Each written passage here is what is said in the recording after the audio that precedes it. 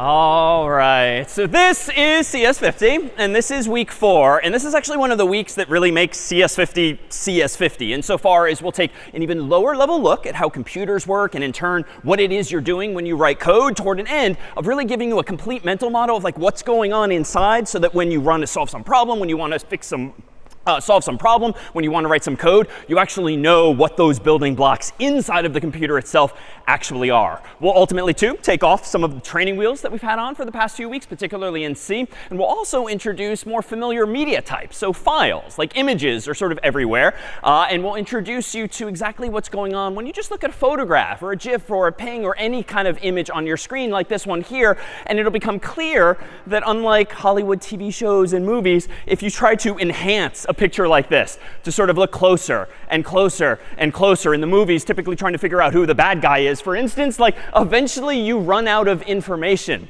because there's only a finite number of bits or bytes that compose these files. So anytime you've seen computers that you just hit a button and boom, it's enhanced and all of a sudden the suspect is clear, that's a lot more Hollywood than it is computer science. But with that said, later in the term we will talk about artificial intelligence. And even though there might not be that information there, through statistical reasoning and modeling and predictions, can computers increasingly actually create information where perhaps there was none, just based on what's most likely to be there. So more on that before long, too. But you'll see that all of these dots on the screen, all of these pixels, so to speak, are just a grid, up, down, left, right, that compose these pictures. And we're fortunate to have 3 volunteers on stage who kindly, just before lecture began, created their own pixel artwork, so to speak, on this here easel. If you guys would like to spin this around, let's see what it is you've been working on. And if you'd like to introduce yourselves as our 3 artists today first. Yes. I'm Talia. I'm a junior at the college studying economics with a possible computer science secondary. Hi, my name is Bolat. I'm from at BU. Yes. Welcome. I'm Marcelo Caesar, self-taught computer science student. Been working as a software engineer since age 16. Nice. Well, welcome to you all. And if you would like to give us a description of what it is that you built out of pixels here. So we built a firework. OK, nice.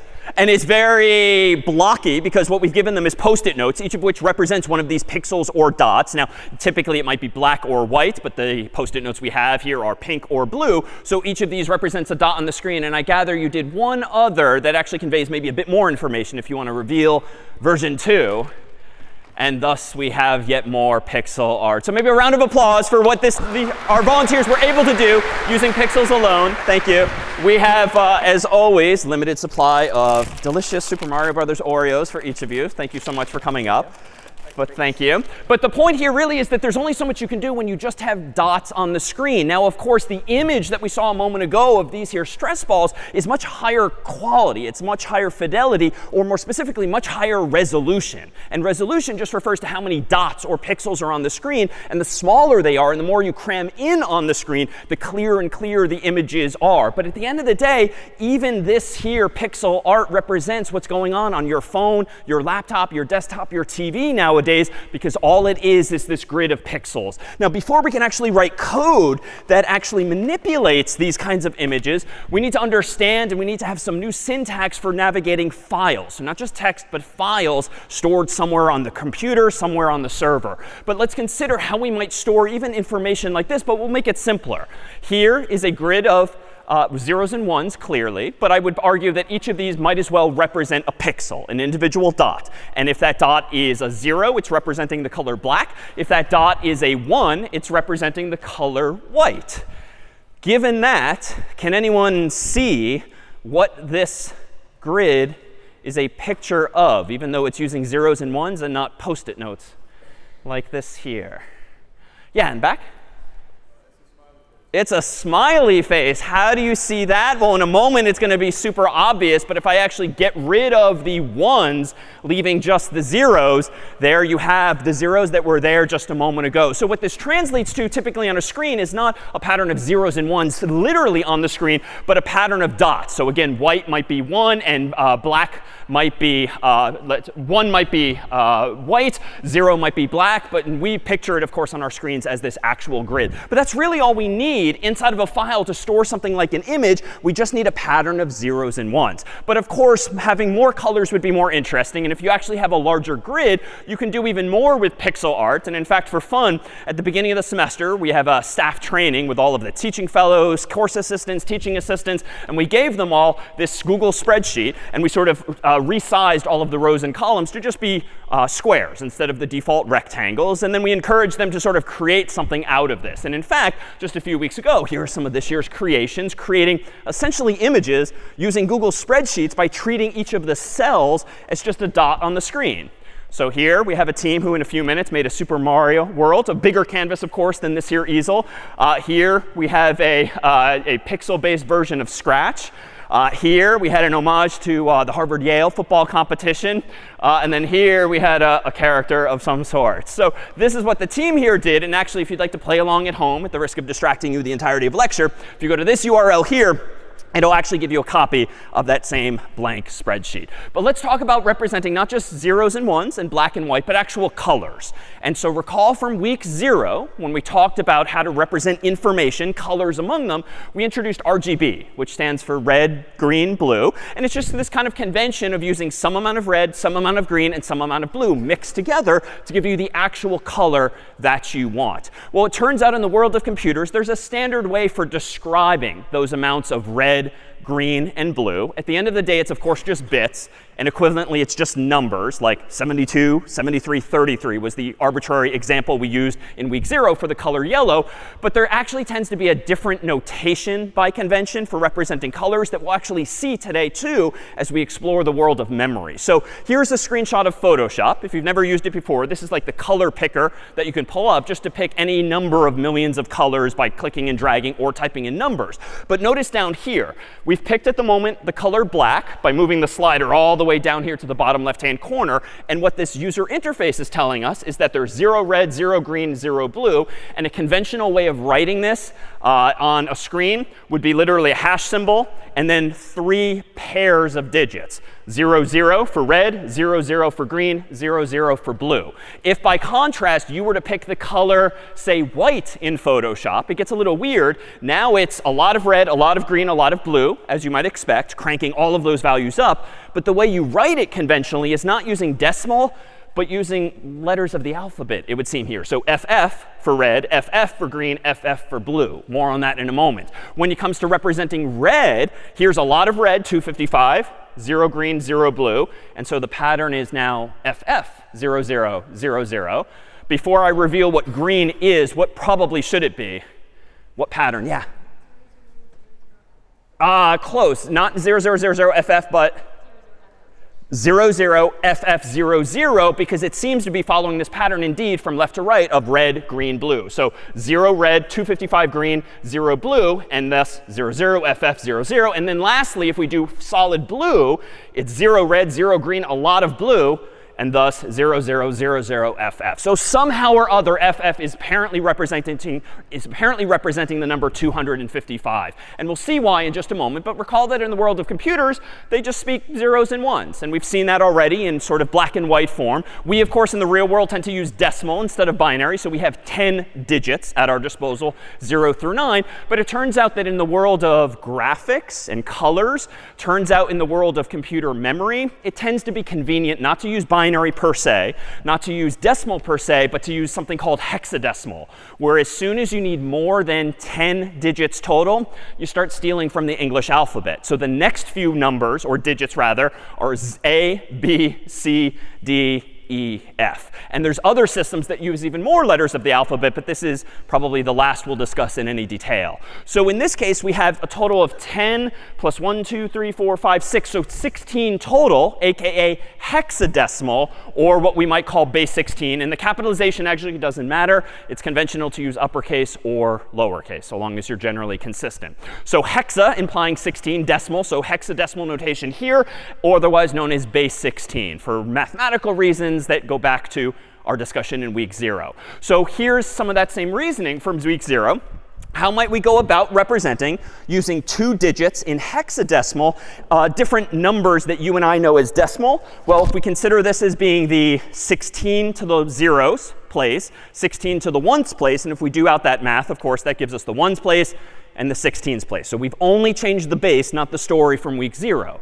So if we were to start representing actual values in hexadecimal, here are 2 zeros. So that's 1 times 0 plus 16 times 0, which of course gives us the number you and I know as 0. So in hexadecimal and in binary and in decimal, it's the same way to represent the number you and I know as 0. But here now is the number 1 in hexadecimal. Here's the number 2. Here's the number 3, 4, 5, 6, 7, 8, 9. So it's identical up until this point to our world of decimal. But how do I count up to what you and I would call 10 in decimal according to what we're seeing here thus far? Yeah, so now it goes up to A, because A would apparently represent what you and I know as 10. B represents 11. C represents 12, 13, 14, 15. How, though, do I count up to 16? Yeah.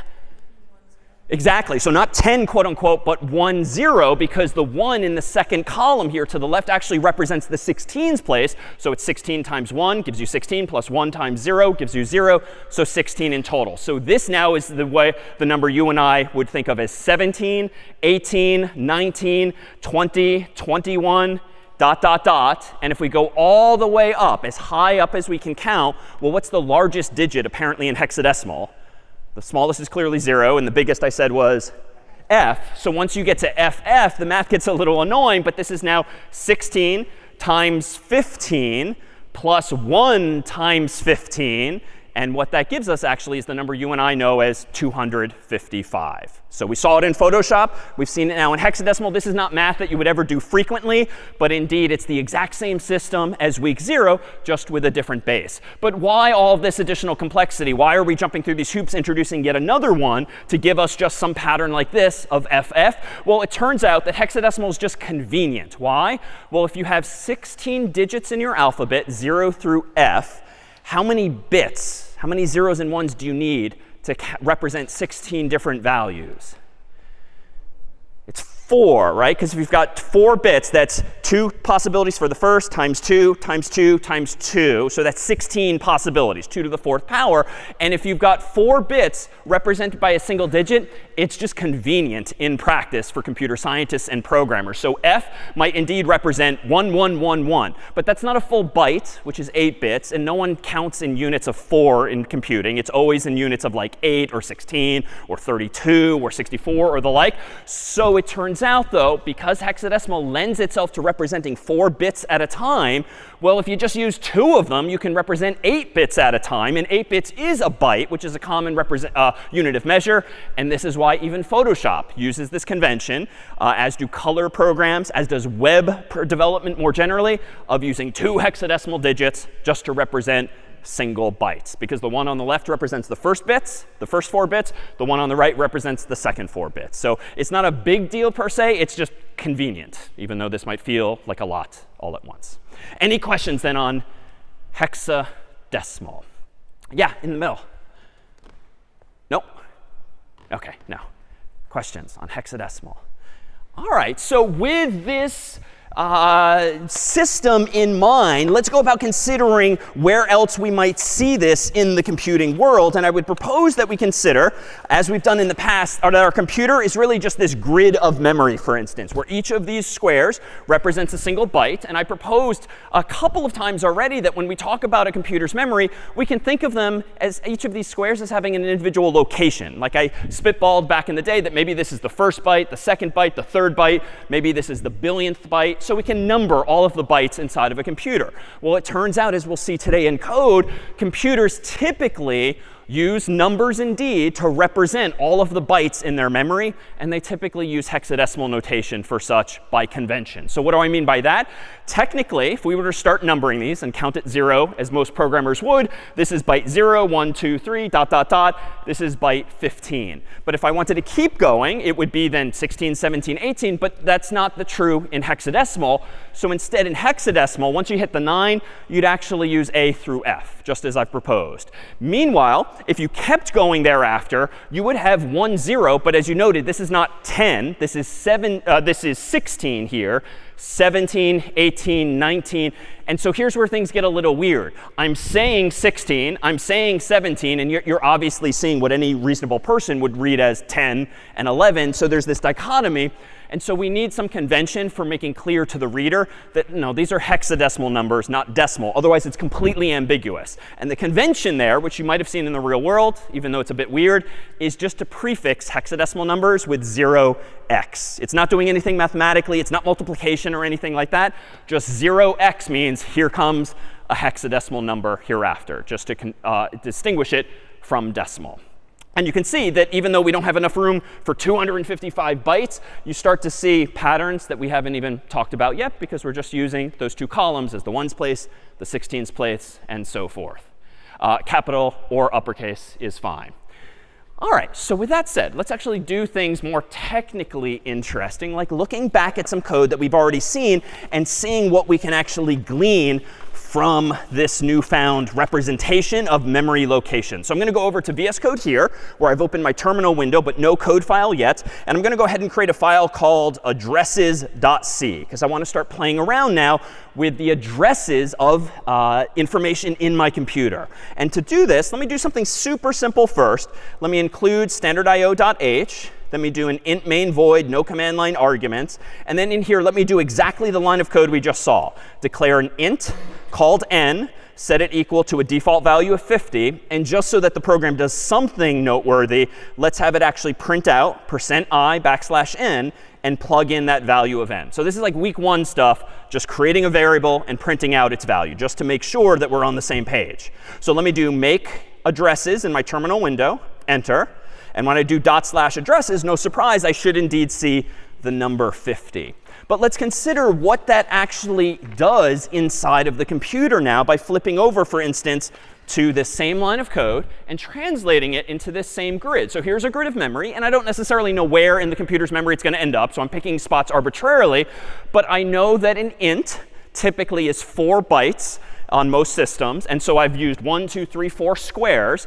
And the first 4 that I assume are available are down here. And I'm calling this n, and I'm putting the value 50 in it. So literally, when you write that line of code, int n equals 50 semicolon, the computer is doing something like this underneath the hood. Might be over here, might be over there, but I've drawn it simply down there.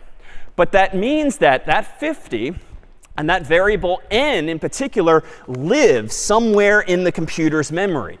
And where might it live? Well, I don't really know. And frankly, I'm not going to care ultimately after today. But let me propose that if all of these bytes are numbered from 0 on down, maybe this is address 0x123 for the sake of discussion. So it's a hexadecimal number, 123. It's not 123. It's 123.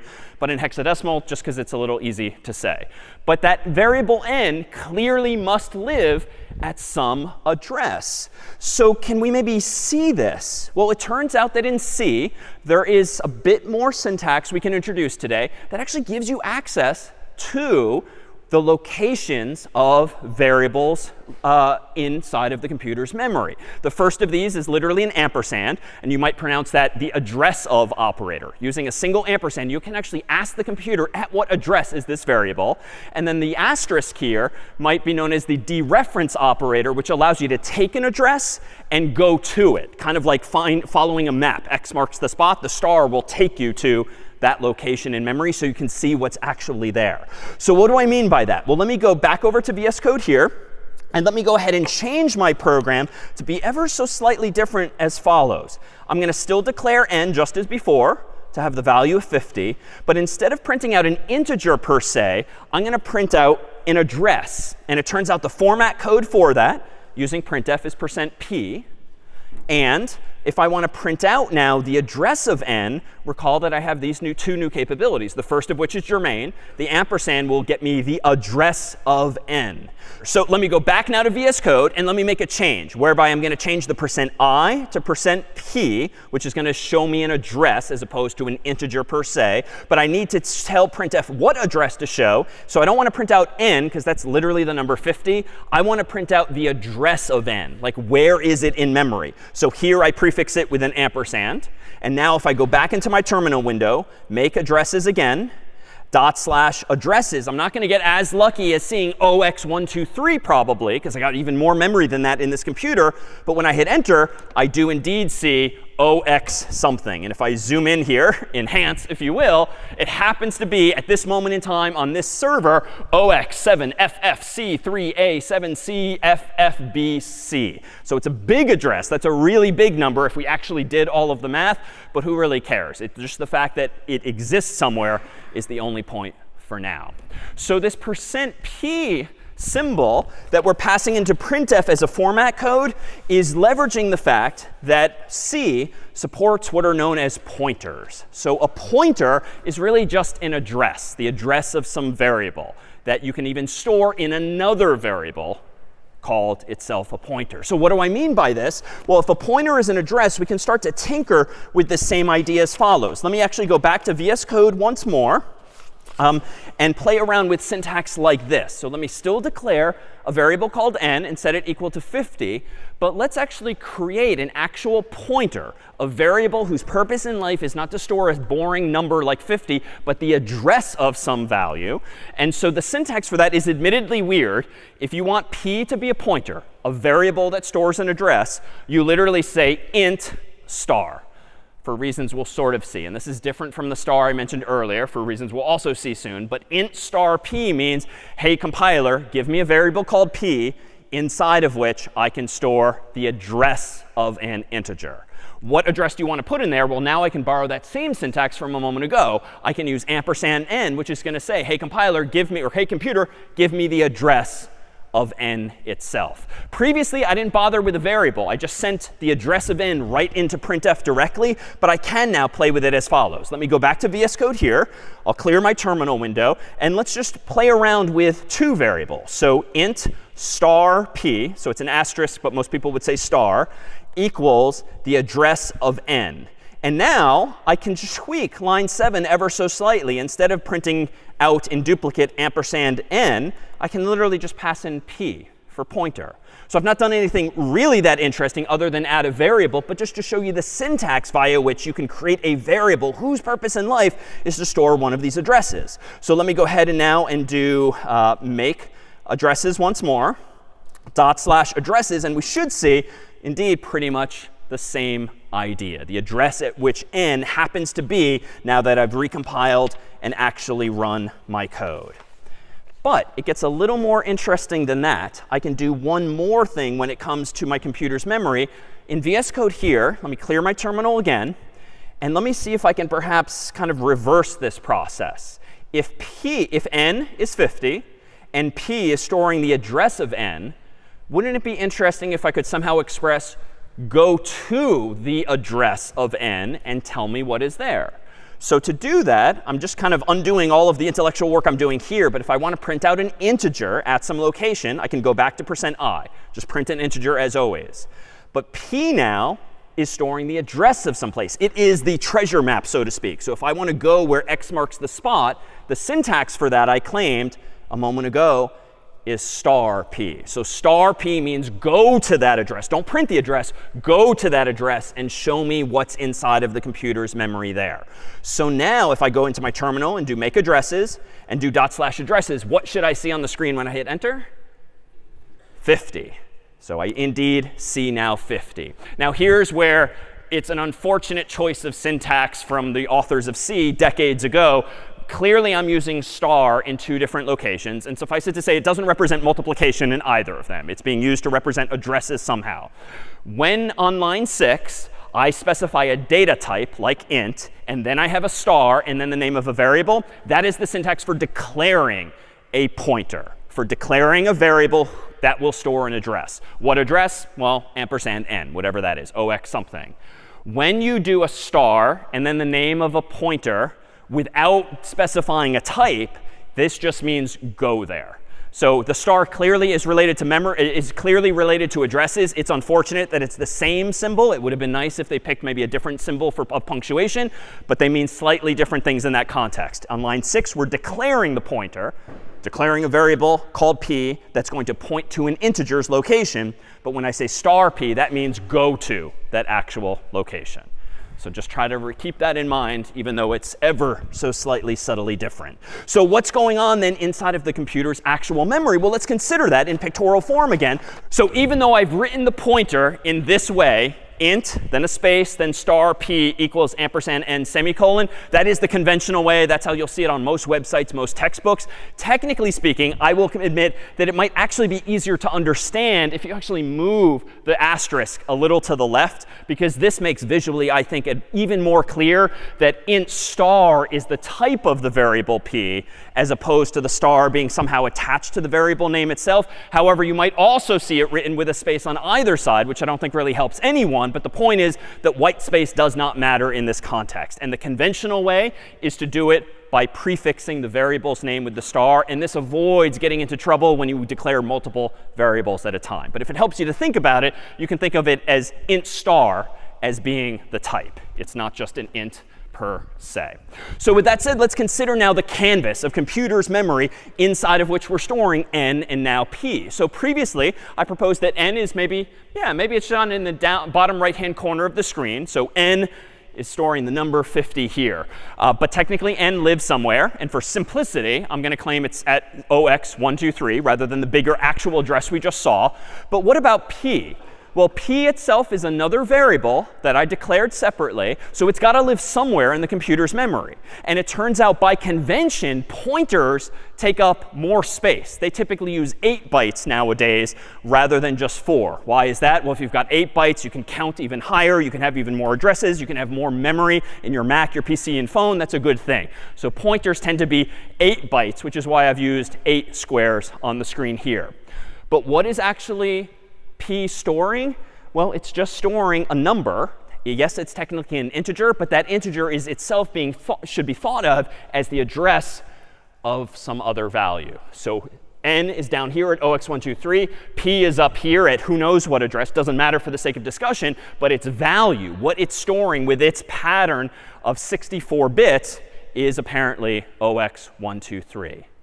So how does this help us? Well, if you think about this a little more abstractly, who cares about what else is going on in the computer's memory? It actually tends to be helpful to think about this pictorially as being a little something like this. At the end of the day, you and I, even when we start writing code in C that uses pointers, generally you and I are never going to care about the actual addresses. Even though I showed you 0x7 something, that's not generally useful information. It suffices to know that it exists somewhere, and let the computer figure out how to get there. And so very often when talking about pointers and addresses more generally, people actually abstract them away, so to speak. So instead of literally writing on the screen or the whiteboard when discussing this, 0x123, what the actual address is, who cares what it is? It suffices that it's a value that leads me to the other value that I care about, sort of the treasure map as I described it earlier. So let's now connect this maybe a little more metaphorically. So Carter, maybe here you might have noticed that we've had for a while now these two mailboxes on the screen, on the stage. So this white one here is labeled p to represent our pointer variable. Carter's is labeled n, representing our actual integer. And what's really kind of going on here is that if I were to access the value inside of p, much like we saw it up here, that's like opening this up and figuring out what the actual value is. Now, this itself is a little arcane, 0x123. And so if we actually do this a little more metaphorically, we can maybe do this and actually point our way, if you don't mind. So here we have a big pointer. Oh, forgive me. I guess we'll use this one here. OK. So we have this big pointer that's essentially pointing at the location in memory that we care about, be it 0x123 or something else. And then if we dereference this, that is, use the star notation, star p, that's like asking Carter to go to that location, open up the mailbox, and voila, what value do you have there? Voila. Maybe a big round of applause for Carter for having practiced this beforehand with me. All right. That was mostly just an excuse to use the foam fingers today. But with that said, that's hopefully a helpful metaphor, honestly, because these pointers, these addresses, actually tend to be among the more arcane topics in C that even if things are kind of clicking right now, as soon as you start writing code involving addresses, it's easy to sort of get lost in some of the details. But metaphorically, these mailboxes are meant to represent really what's going on. Mailboxes in the physical human world have addresses. I can go to that address, open it up, and then I can go to another address by following that treasure map, if you will, or pictorially here, the arrow that's pointing from one location to another. So even though it's very weird syntax with ampersands and asterisks and the like, it's just addresses in memory, much like mailboxes in the real world.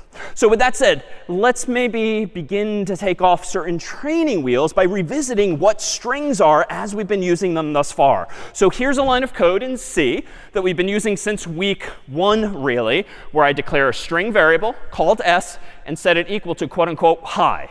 Now, technically, hi is 3 letters or 2 letters and a punctuation symbol. But how many bytes is that string taking up? Is it 1, 2, 3, or was it, I'm seeing it here, it's 4. Why? Yeah, there's always a null character that even though you don't see it on the screen, that is what terminates every string we claimed a while back. So if I were to draw this, maybe hi ends up in the computer's memory down here, bottom right-hand corner. But it is indeed 4 bytes, not just 3, because secretly there's always been that null character, even though we as programmers don't often have to type it explicitly ourselves. That's what the double quotes do for us. It terminates the string with that null character. Now, recall from week 2, when we talked about arrays, we started playing around with strings as really just being arrays of characters. So we call them a string, but we could treat them as arrays of chars, so to speak. So if the string was called s, s bracket 0 would give us the first char, s bracket 1 the second, s bracket 2 the third. And if you're really curious, s bracket 3 would give you the last hidden null character, which we saw on the screen as just a 0 when we printed it out while tinkering with some actual code. But technically today, logically, it would seem that it's also true that hi exclamation point in the null character must clearly live at some address. They must clearly live in their own mailbox, so to speak. So maybe, for the sake of discussion, this h today is at 0x123. But recall that arrays are characterized by contiguousness from left to right. So if h is at 0x123, it must be the case that I is at 0x124, I is at 125, and the null character is at 0x126, because those are 1 byte apart. And I deliberately chose numbers here where whether it's decimal or hexadecimal, it doesn't matter. These differ by just 1 byte themselves. So that's what implies that they're indeed adjacent or contiguous in memory. But what is s then? When I declared s to be a string, what is it that's been going in s all of this time if clearly s is actually this thing here? Well, strings have kind of been a white lie for a few weeks because s itself technically is a pointer. S is the address of this string. So the string is somewhere in memory, but s itself is a separate variable that gives you a clue as to how to find all of those characters in memory. So if you had to guess, just intuitively now, if this is the string actually in memory, that is, this is the array of chars in memory, what would logically make sense to put as the value of s? A pointer, specifically a pointer to h, and how would I express that? What's the actual value? 0x123 might very well suffice as the value here of s. Now, why might that be? Well, that essentially gives you enough information to find the beginning of the string hi in this case. Now you might think, well, wait a minute, how does it know about the second character and the third character? But now if you kind of rewind in time, oh, wait a minute, maybe now the null character actually makes even more sense from week 2. Why? Because if s is technically storing the location of the beginning of the string, someone's got to keep track of where the string ends, presumably. And that's effectively the string itself, because humans decided decades ago, let's just null terminate every string with a special character. 0, all 0 bits, 0 bits specifically, but that's enough information. The sort of treasure map leads you to the beginning of the string, and then you can use a for loop, a while loop, whatever, to walk through the string, and that's what printf does, and you just stop as soon as you see that null character.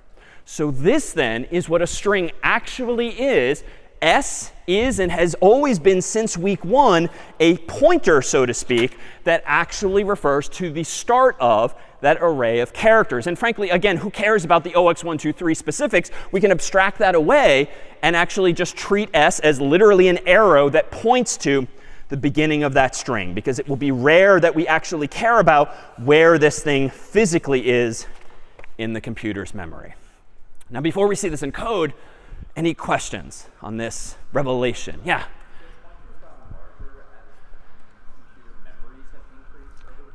Yes. Have pointers gotten larger as computers' memory has increased over the decades? Short answer, yes. Like back in my day, we were limited to like 2 gigabytes of memory total. Well, why 2? Well, if you had 32-bit memory, or if you use 32 bits to represent addresses, aka 4 bytes, as was conventional, you can recall as high as 4 billion values. But generally, numbers are both negative and positive, so that halves it. So the reason decades ago computers, PCs, Macs could have no more than 2 gigabytes of memory was because literally the integers being used, the pointers being used, were only 4 bits, that is 32 bits, 4 bytes, that is 32 bits long. And so you literally you could buy more memory. You could buy a 3rd gigabyte, a 4th gigabyte, but you literally had no way mathematically to express all of those bigger locations. So it was effectively useless in that case. In more modern times, computers tend now to use 64 bits, which allows you to count crazy high, and that's more than enough to address bigger chunks of memory. Really good question. Others on memory thus far? No? All right, well, let's translate this a bit to code by going back over to VS Code here. And let me propose now that we revisit maybe a simpler string example as opposed to these integers. So let me go ahead and throw away all of this integer-related code.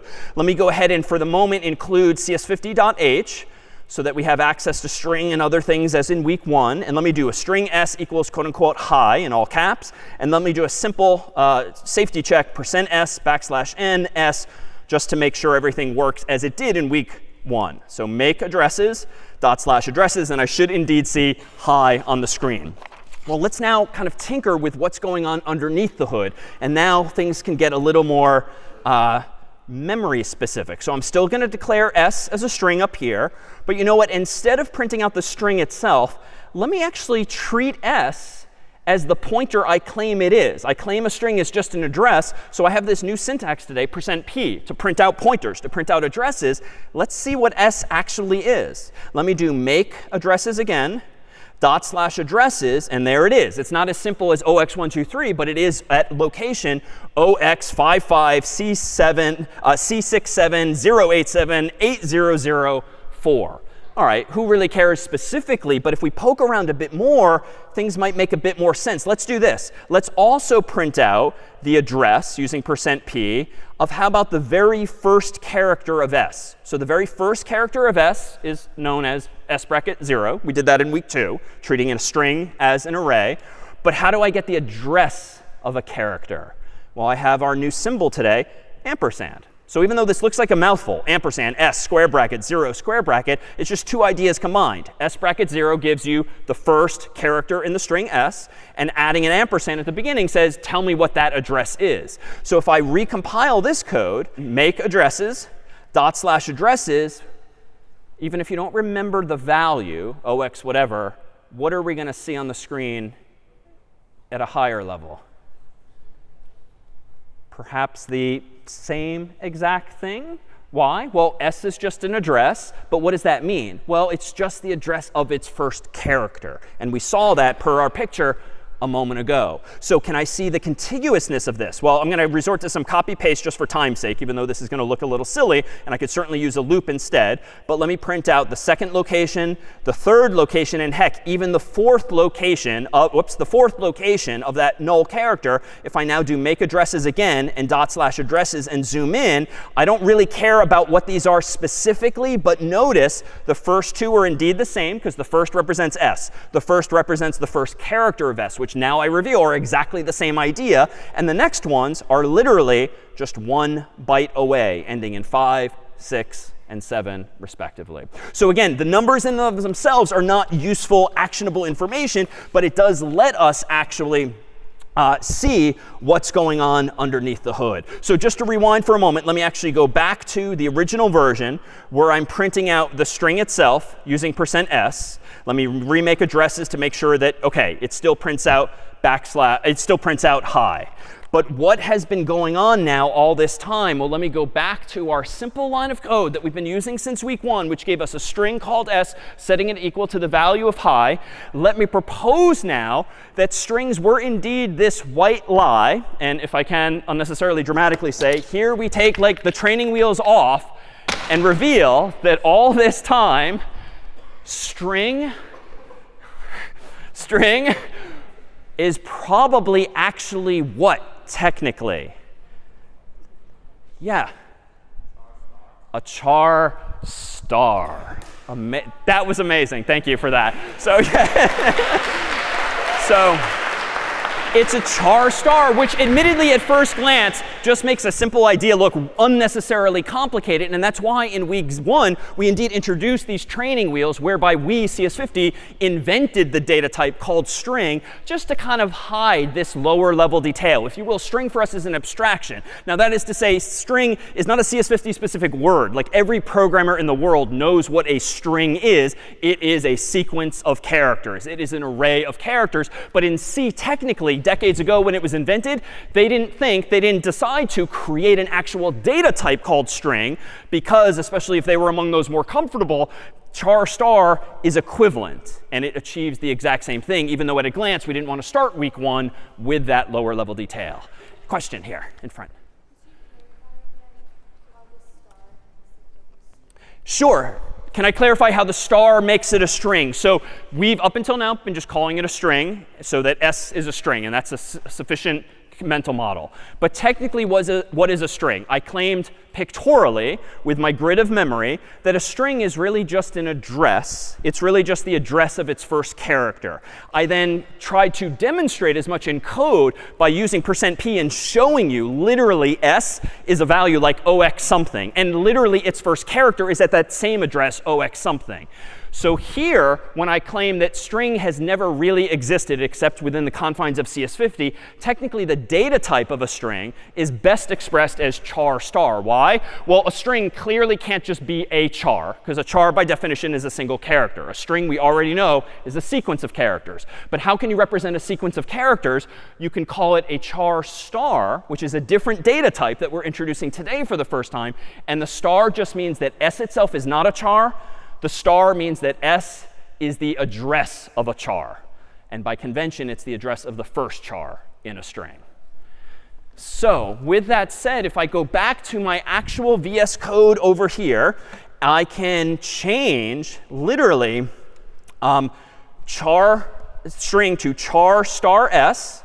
I can get rid of the CS50 library, our so-called training wheels, which has been the goal for the past few weeks, to put them on initially and then take them off quite quickly. So now this is the same program, and %s is still the same, s is still the same, everything else is still the same. All I've done is change quote-unquote string to quote-unquote char star, which obviates the need for the CS50 library. And if I now do make addresses and /addresses, hi behaves exactly as it would. So this is now raw, native C code without any training wheels, without any CS50 scaffolding that just uses these basic building blocks and primitives. Other questions on this?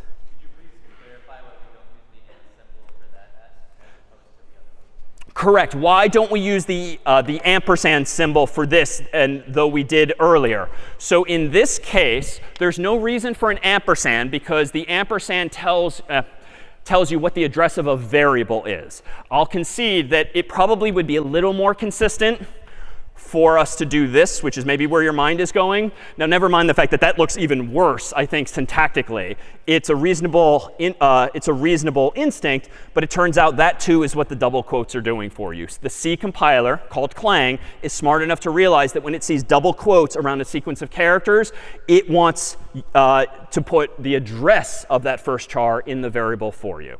But when we had a variable like n, which we created, you have to distinguish n from its address. So that's why we prefixed n with an ampersand. But the double quotes take care of it for you.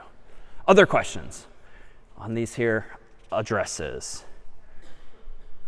No? All right, well, beyond that, let me propose that we tinker with one other idea to see how we actually invented this thing called a string. While I claim that string is just char star, you've actually seen this technique before. You know, it was just a week ago that we tinkered with structures, custom data types to represent a person.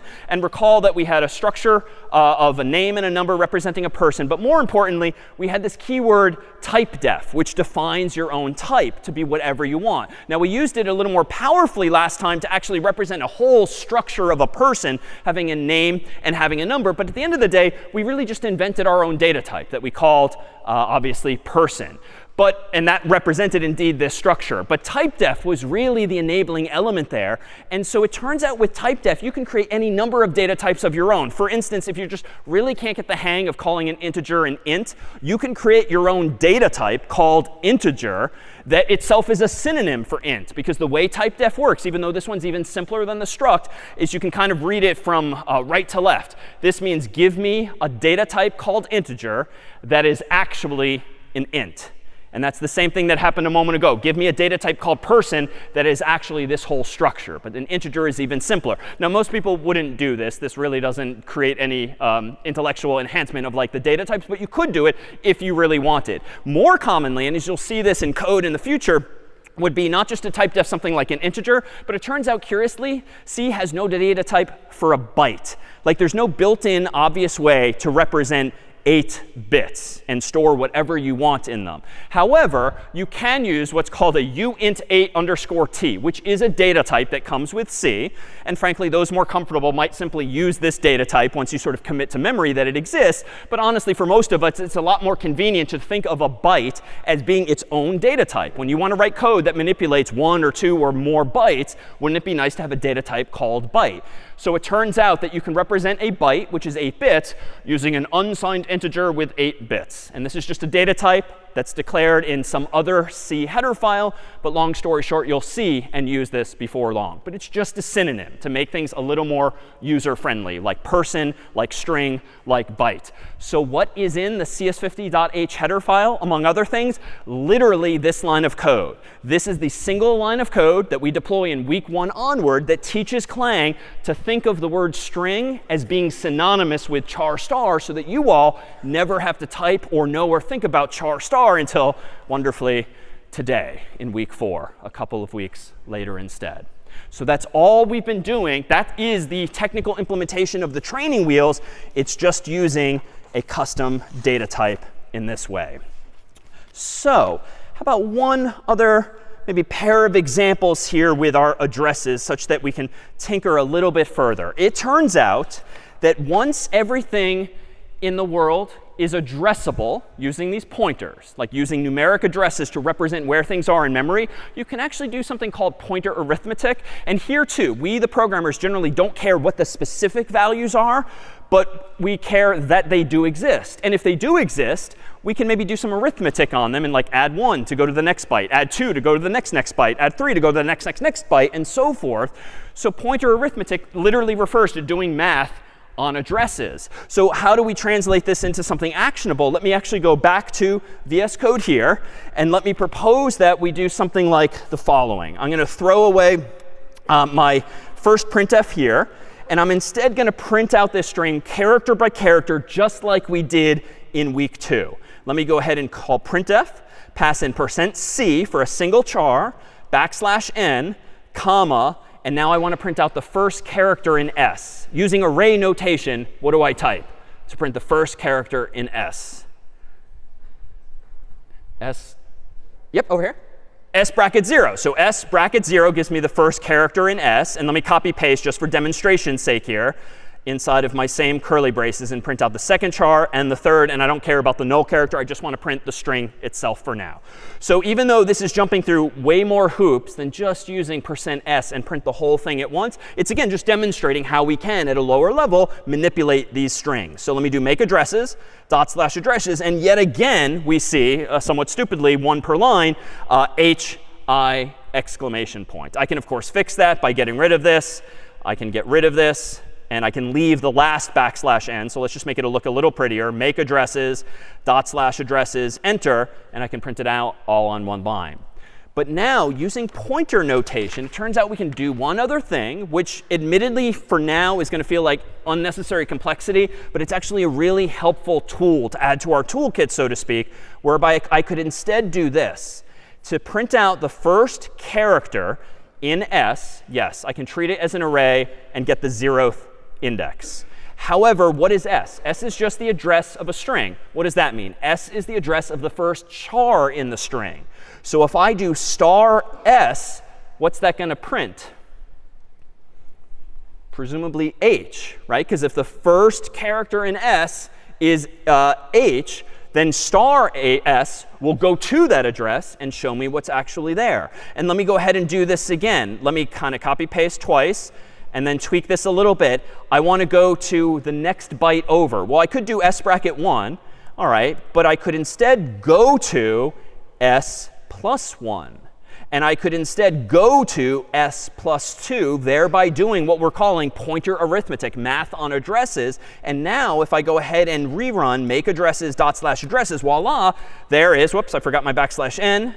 Let's fix that just to be tidy. /addresses, voila, there is our high. Now, this is not how a normal person would print out a string, but it does go to show you that there's not really been any magic, like these characters are just where we predicted they would be. And now that you have this star notation, the dereference operator, which means go there, you have the ability to access individual values. You even have the ability to ask where those things are by using ampersands as well. But it turns out that the reason that we introduced the array syntax first is that the array syntax is what the world would call syntactic sugar for exactly this. When you say S bracket 0, the compiler is essentially doing star S and saving you the trouble. When you do S bracket 1, the compiler is essentially saving you the trouble of doing star in parentheses S plus 1, and same for the third char as well. So all this time, pointers have been there underneath the hood. They are what allow us to go to very specific memory locations. They are going to be what allow us soon to start manipulating files, whether it's photographs of stress balls or CSI style content. But for now, I think we should take our 10-minute break where whoopie pies will now be served in the transept. See you in 10. All right, so we are back, and we've clearly drawn too much attention to the stress balls today, because now we're all out of these and whoopie pies, but more next week. In the meantime, though, we thought we'd now use some of these new building blocks, this idea of being able to manipulate underlying addresses, to revisit a couple of problems that we kind of swept under the rug previously by avoiding these problems altogether. So by that I mean this. Let me go over to VS Code, and let me create another example called compare.c, whose purpose in life in a moment is going to be to compare values in kind of a very weak one way too. So let me go ahead and include CS50.h. Let me go ahead and include standard.io.h. Let me do int main void, no command line arguments. And in here, let me just get two integers using getInt as follows. So getInt, and we'll ask for I. Let's go ahead and getInt and ask for j, just so that we have two things to compare.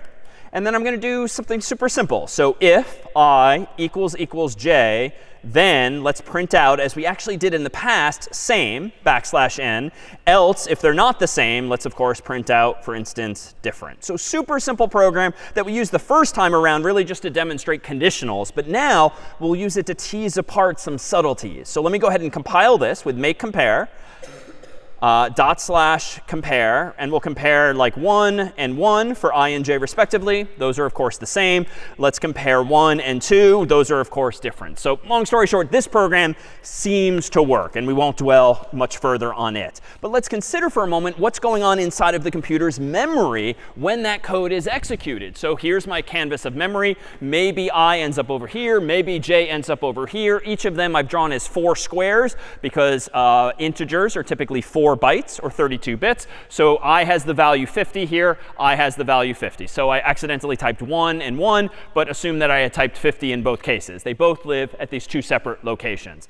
All right, so that's all fine and good. And when we compare them, of course, 50 and 50, or 1 and 1, are in fact the exact same. But what if we actually compare different types of values. Let me go back into VS Code here. And instead of integers, let's still, using the CS50 library, maybe use some strings instead. So let me go ahead and change my I and j to maybe s and t respectively. So string s equals get string.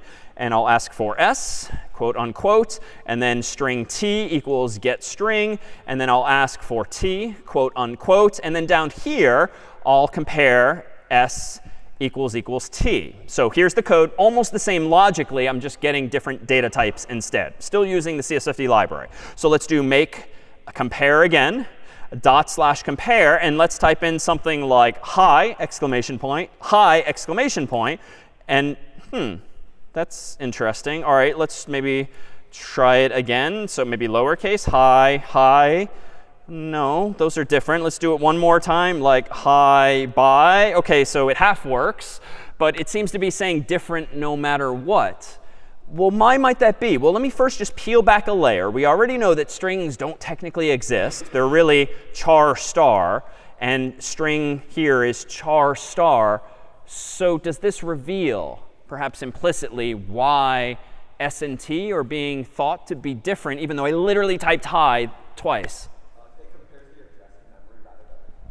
Yeah, on line 9 here, I'm really just comparing the addresses that are in s and t. And that's why I changed it to char star, just not to change anything, but to make it even clearer that s and t are, in fact, addresses. They're not strings per se. They're the address of the first character in those strings. And even though they happen to be the same words that I typed in, it would seem to imply that they're ending up in different places. So here's another canvas of memory for this program. And here, for instance, might be s with enough room for 8 bytes up here.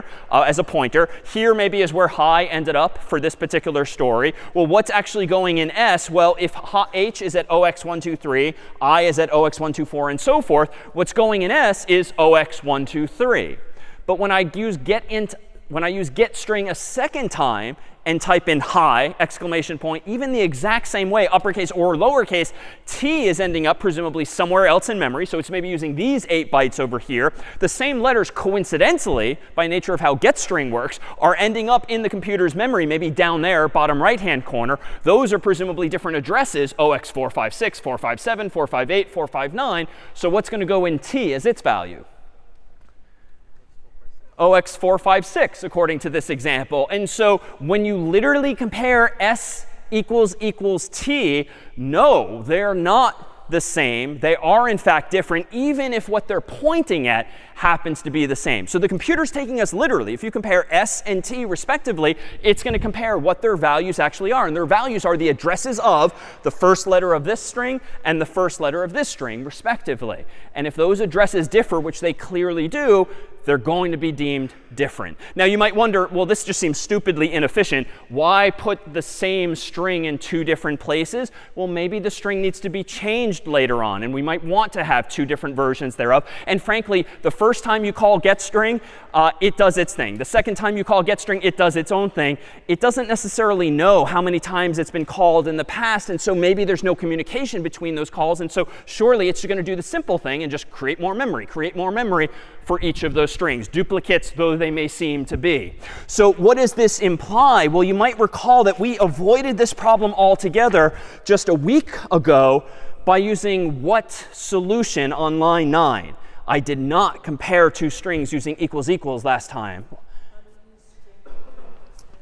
Exactly. We used the stir compare function, which is in string.h very deliberately at the time, because I didn't want to trip over this mistake at the time until we were sort of ready and had the vocabulary to discuss it. But I did not do s == t, even though logically that's what you're trying to do, compare for equality. But if you know now what a string is, it's an array of characters starting at some address. You really need something to do the heavy lifting of comparing every one of those chars from left to right. We did it ourselves last time by just implementing it in code, or 2 weeks ago, but stir compare does it for us. So stir compare s comma t actually weirdly returns 3 possible values: 0 if they're the same, a positive number if one comes before the other, or a negative number if the opposite is true. So stir comp, remember, can be used for alphabetizing things or ASCII-betizing things based on those ASCII values. So this version, if I open my terminal window now and do make compare ./compare, and type in hi and hi. Now, in fact, they're the same because strcomp's doing the work of comparing them char by char. And if I do hi and by, those are now, in fact, different. So we avoided the problem last time for this very reason, that simply using equals equals would not have worked. Yes?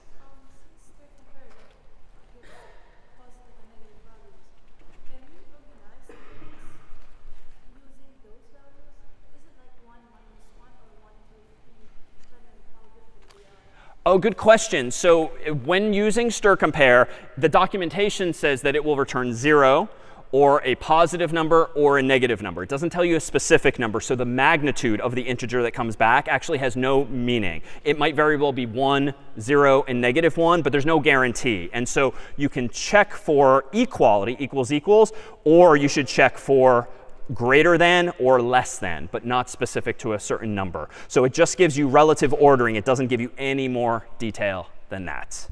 All right, so if we were to now take this lesson a step further, just to hammer home this point whereby these strings s and t must clearly live at different addresses, let's actually try to see this in code. So let me go back to VS Code here. Let me go ahead and just remove all of the conditional code and instead do something old school like print out %s\n and print out s. Then let's go ahead and print out %s again, but print out t, just to see the two strings as being duplicative. So here I go, make compare, ./compare, hi exclamation point, and of course they're actually the same. But if I actually want to see where s and t are, I can change the %s to what? %p here, and I don't need to use an ampersand before the s or the t because they are already addresses. That was today's big reveal. And it turns out that printf is smart enough when you use %s and you give it an address or of s or the address in t to just go there for you. So printf has been doing all of that for us with %s, but %p is actually going to print out those raw addresses. So let me do make compare, ./compare, hi once, hi twice, and here now we should see the addresses at which hi lives, and it's not going to be as simplistic as OX123 and OX456, but if I go back to my terminal and hit enter, indeed, I get two different hexadecimal values that makes clear that if I were to naively compare them with equals equals, they're always going to be different, even if I typed in the same words. So there's implications now of this, especially if we want to start changing things in memory. So for instance, let me create a new program called copy.c. And in here, we'll start somewhat similarly with CS50.h. We'll start with standard IO.h. And preemptively, I'm going to go ahead and include string.h as well. I'm going to declare main as not taking any command line arguments. And this time, I'm just going to get one string s with getString, and I'll prompt the user for s. And now let me go ahead and naively say this. Let me give myself a new string called t and just set it equal to s. My instinct being, this is how I've copied integers before. This is how I've copied floating point values before. This surely is how I copy strings using the assignment operator as usual. Let me now, for the sake of discussion, propose that I want to capitalize the first letter in t, but not the first letter in s. So logically, based on week 2 syntax, I'm going to go into the t string, go to location 0, and set it equal to 2upper of t bracket 0. So recall we introduced 2upper as just a handy function for capitalizing things. There's 2lower, and there's a bunch of others as well. I didn't include the header file yet, though, so I'm going to go back and include, anyone remember where these are? Yeah, ctype.h, and it's fine to look that up in the manual if you ever need it. So here I am a little naively capitalizing the first letter in t. Technically speaking, I should check what the length of t is first, because if there's no characters there, if it has 0 chars, there's nothing to uppercase. But for now, I'm going to keep it simple and just blindly do that there. Now let me go ahead and print out with %s the value of s. Now let me go ahead and print out with %s the value of t. And I should see one lowercase s and one capitalized t. All right, here we go. Make copy, ./copy. And I'm going to deliberately type it in lowercase, hi exclamation point. And we should see now, they're both capitalized, it would seem. Intuitively, why might that be?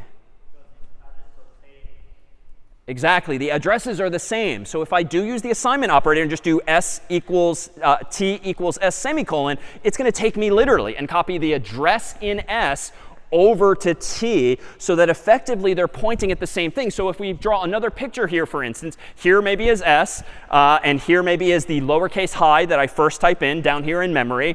Maybe that's at 0x123 again, and therefore that's what's in s. When I then create the variable t by declaring it to be a string as well, that gives me another variable here called t. But I'm just setting it equal to s. I'm not calling getString again in this version of copy. That was in compare. In copy, I'm just literally copying s into t. So that literally just changes the value to 0x123 also. And if we abstract away all of these addresses, that's essentially like s and t both pointing to the same place. So if I use s bracket 0 or t bracket 0, they are one and the same. So when I use t bracket 0 to use uppercase, it's changing that lowercase h to capital H.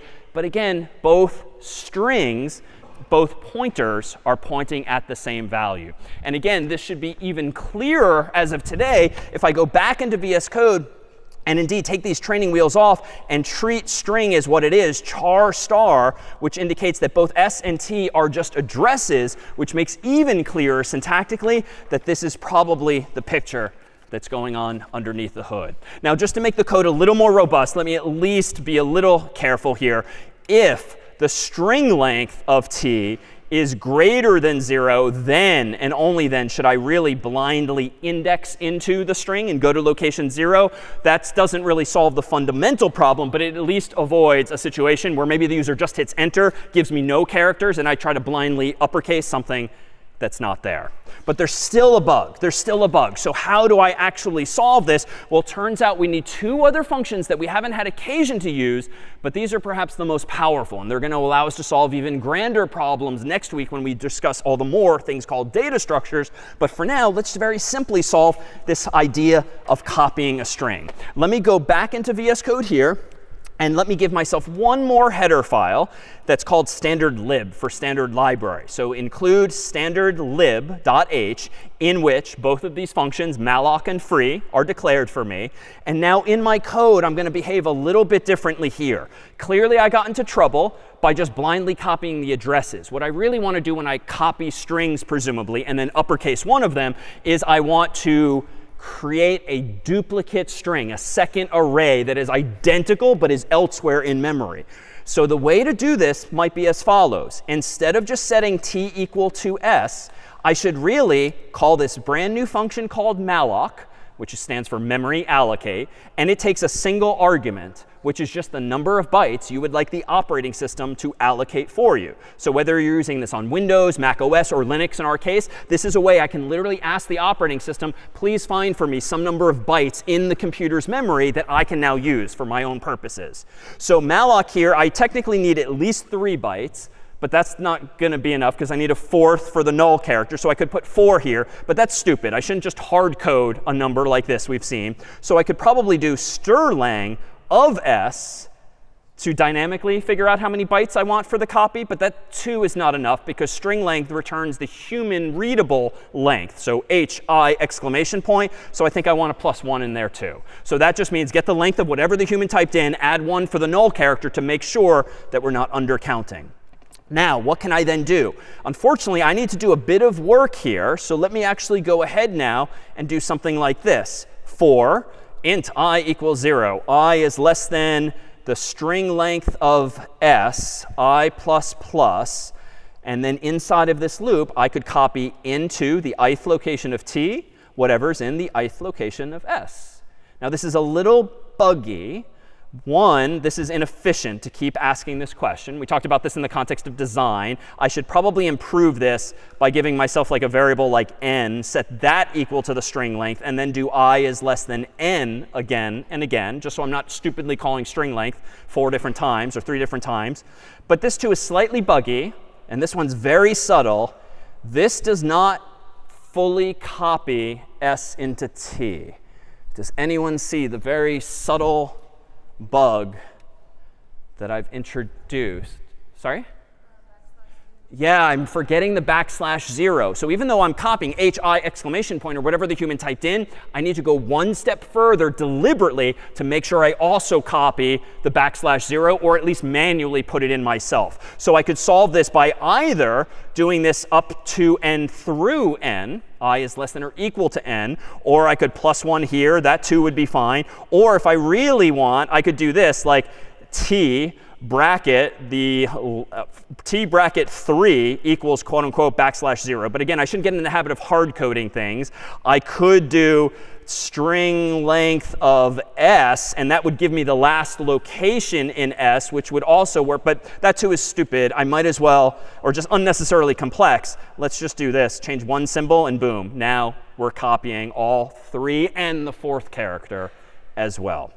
All right, so with this said, let's go ahead now and make sure that t is indeed of length at least greater than 0. Then let's go ahead and capitalize t as before and print out the results. So let me go ahead and open my terminal window, make copy, /copy, and I'm going to deliberately type high and lowercase. And now we should see disparate s and t. S is now still lowercase, and t is now capitalized. But why is that exactly? Well, let me actually go into, say, my computer's memory again and propose that if what I had before was this situation where s is pointing at this chunk of memory and t was accidentally pointing at that same chunk of memory, what we really want to do is have t point at a new chunk of memory, and malloc is what gives us this chunk of memory. And then using that for loop, can I copy the h, the I, the exclamation point, and even the \0. So now this is a little subtle, but malloc is what gives me access to this new chunk of memory. Malloc takes one argument, the number of bytes that you want it to find for you. Take a guess. What value is malloc returning? Conceptually, it's returning a chunk of memory, but that's like kind of hand wavy. What might malloc actually be returning? Perfect. Malloc is returning the address of that chunk of memory. Not the last address, the first address. And here's a difference with strings. This chunk of memory is not magically terminated with null for you. Like I had to do that with my for loop. Malloc, and in turn your operating system, does keep track of how big these chunks of memory are. So even though it's only returning the address of the first byte of that memory, the operating system is going to know that it used up 4 bytes here, 4 bytes here, and it will keep track of that so that it doesn't give you an overlapping address in the future, because that would be bad. Your data would get corrupted. But you similarly have to remember or figure out how many bytes are available thereafter. It's up to you to manage it, as by putting a null character there yourself.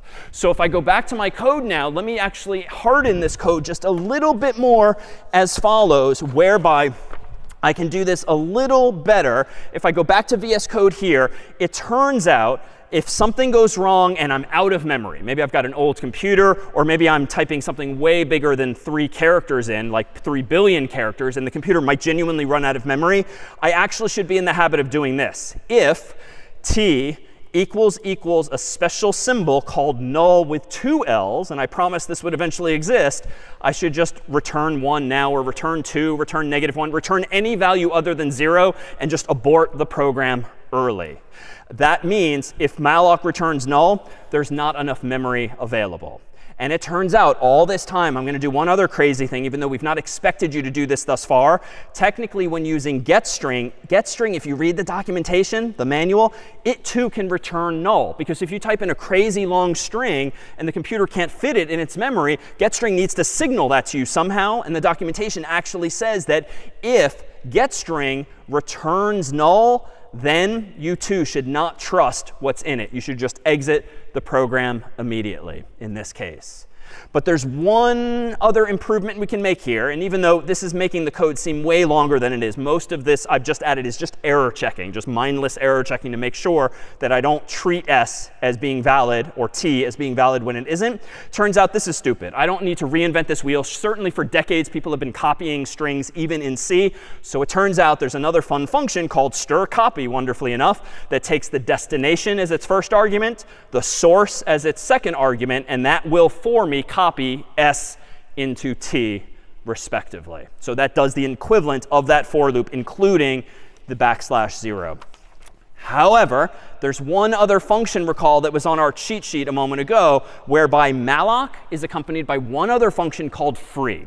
So free is the opposite of malloc. When you're done with your computer's memory, you're supposed to give it back to Windows, to Mac OS, to Linux, so it can reuse it for something else. And frankly, if you've ever been using your computer for like hours on end, days on end, and maybe it's getting slower and slower, maybe it's Photoshop, maybe it's a really big document, generally really big files, consume lots and lots of memory. If the humans who wrote that software, be it Photoshop or something else, wrote buggy code and kept using malloc, malloc, malloc, malloc, asking for more and more memory, but they never call the opposite function free, your computer might actually run out of memory. And typically the symptom is that it gets so darn slow, it becomes annoying to use. And frankly, the mouse starts moving very slowly. Maybe the thing freezes altogether. The computer crashes. Bad things happen when you run out of memory. So in my case here, if I go back to VS Code, it's actually on me in this language called C to actually manage the memory myself, so that when I have called malloc, thereafter, I had better free that same memory. Now, I don't want to free it right away. I want to free it when I'm done with it.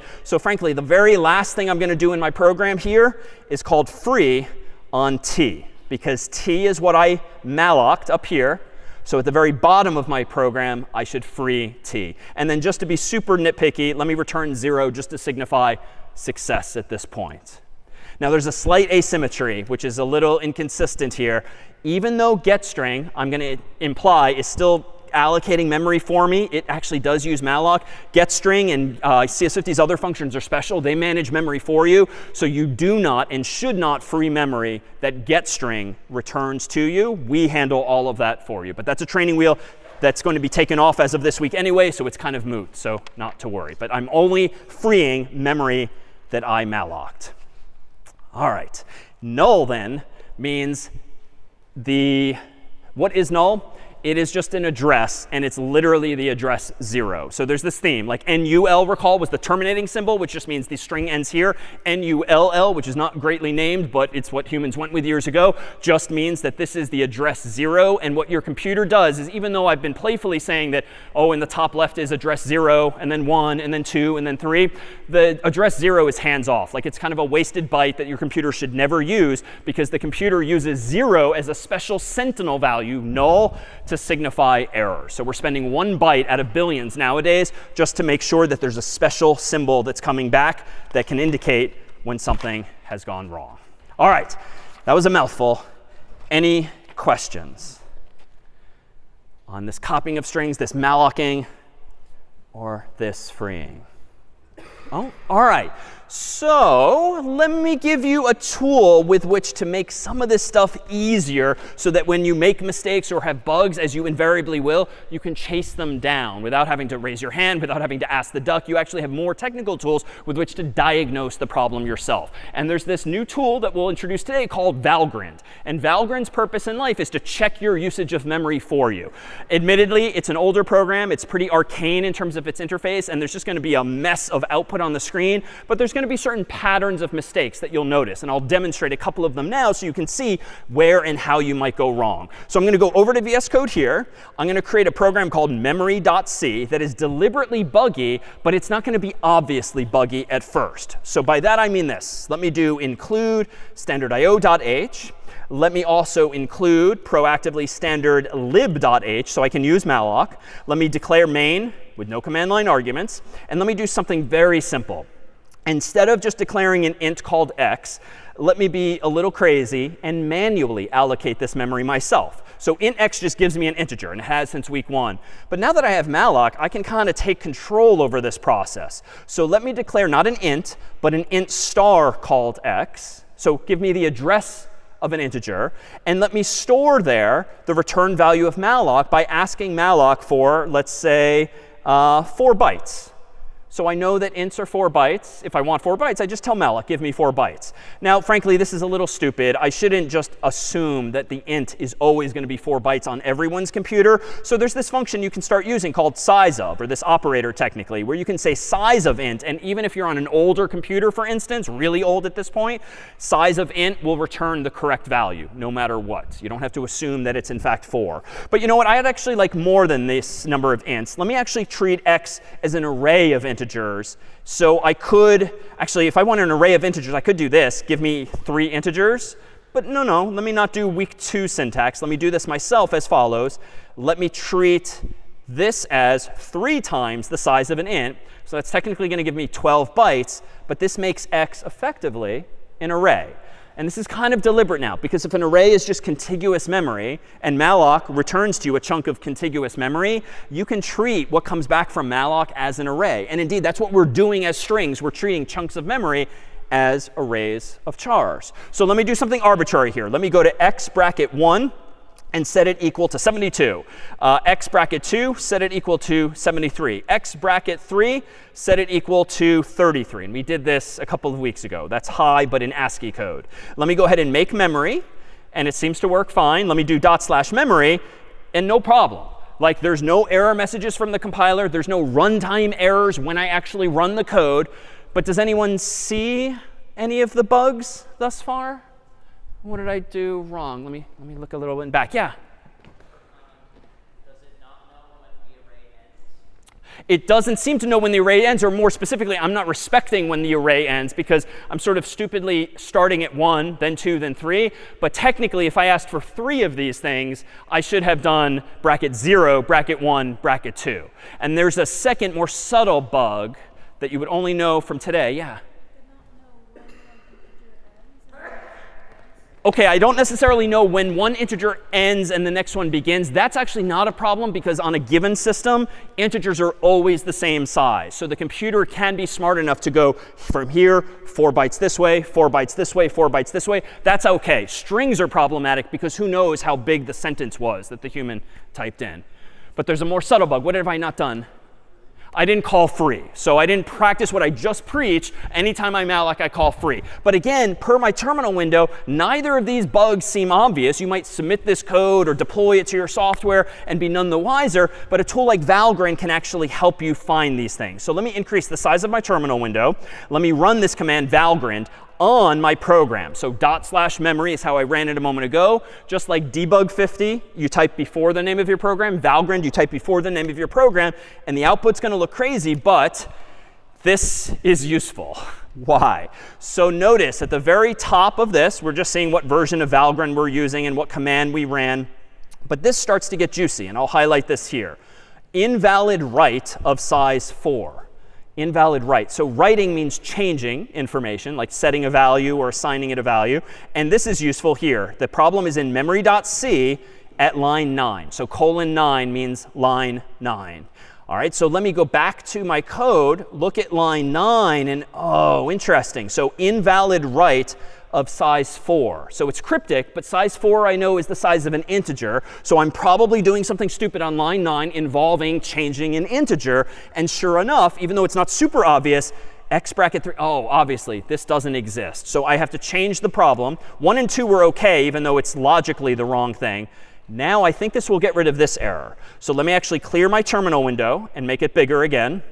Let me recompile my code, because I made a change. Let me rerun Valgrind of /memory. And now that error went away. There's a mess of output here, but that error went away. But this is interesting here now. 12 bytes in one blocks are definitely lost in loss record 1 of 1. So unnecessarily verbose. But the hint here is that I somehow lost some bytes, otherwise known as a memory leak. So earlier, when I described an imaginary bad programmer who kept calling malloc, malloc, malloc, and never freeing, that's what's called a memory leak, where you're sort of losing track of your memory and never freeing it again. So I've definitely lost 12 bytes in one block, whatever a block is in this case. This is a little less obvious. It's up to us to notice that, oh, OK, wait a minute. Memory.c line 6 is somehow germane. Let me go back to, oh, this is where I called malloc. And Valgrind doesn't necessarily know when I should free the memory. That's up to me. But I should probably free it at the end of my function when I'm definitely done with it. Because once you free your memory, you should not touch that variable again, unless you actually change what its value is. So now, as I've done this, and this program, to be clear, does nothing useful. Like, this is just an intellectual exercise, not anything productive. Let me do make memory one last time. Let's do Valgrind /memory. And let me grow my terminal window again and hit enter. And even though it's still kind of it's still kind of cryptic. At least it says no leaks are possible. So now this is my own sort of teaching assistant telling me before I submit the code or before I deploy it to production in real software that at least there seem to be no memory-related errors. So Valgrind is not for logical bugs. It's not for syntax errors. It's for memory-related bugs as of today. Questions on any of that? No? OK, so what else can go wrong? We mentioned these in the past. It turns out that garbage values are a thing. And recall that if you declare a variable but don't give it a value with an equal sign, and you just blindly start using it, like printing it out or doing math on it, you might be manipulating a garbage value, which is some number that's essentially remnants of your computer having been on for a while. Because if you're using this canvas and reusing it again and again, surely there's going to be patterns of zeros and ones there that you didn't put there yourself, at least in the moment. They might be remnants of the past. So garbage values are values of variables that you did not proactively set yourself as intended. So we can actually see this. Let me actually go ahead and whip up a really quick program here after shrinking my terminal window. Let me close memory.c. Let me go ahead and open garbage.c. And in here, I'll do include, how about standard io.h. Let's include standard lib.h. Actually, we don't even need standard lib.h. Let's go ahead and include standard io.h and then int main void. And then inside of the curly braces, let's give me like a really big array of scores, like 1,024 scores, like if it's a really busy semester. And then let me go ahead and just blindly iterate from I equals 0 on up to I is less than 1024. And I'm not going to bother with constants. I'm just going to play around with these numbers for a moment. Oh, thank you. Oh, cookies for you. OK, these are OK, here we go. OK, come on up. Thank you very much. Oh, fair is fair. OK. OK. OK, now everyone's really paying attention. All right.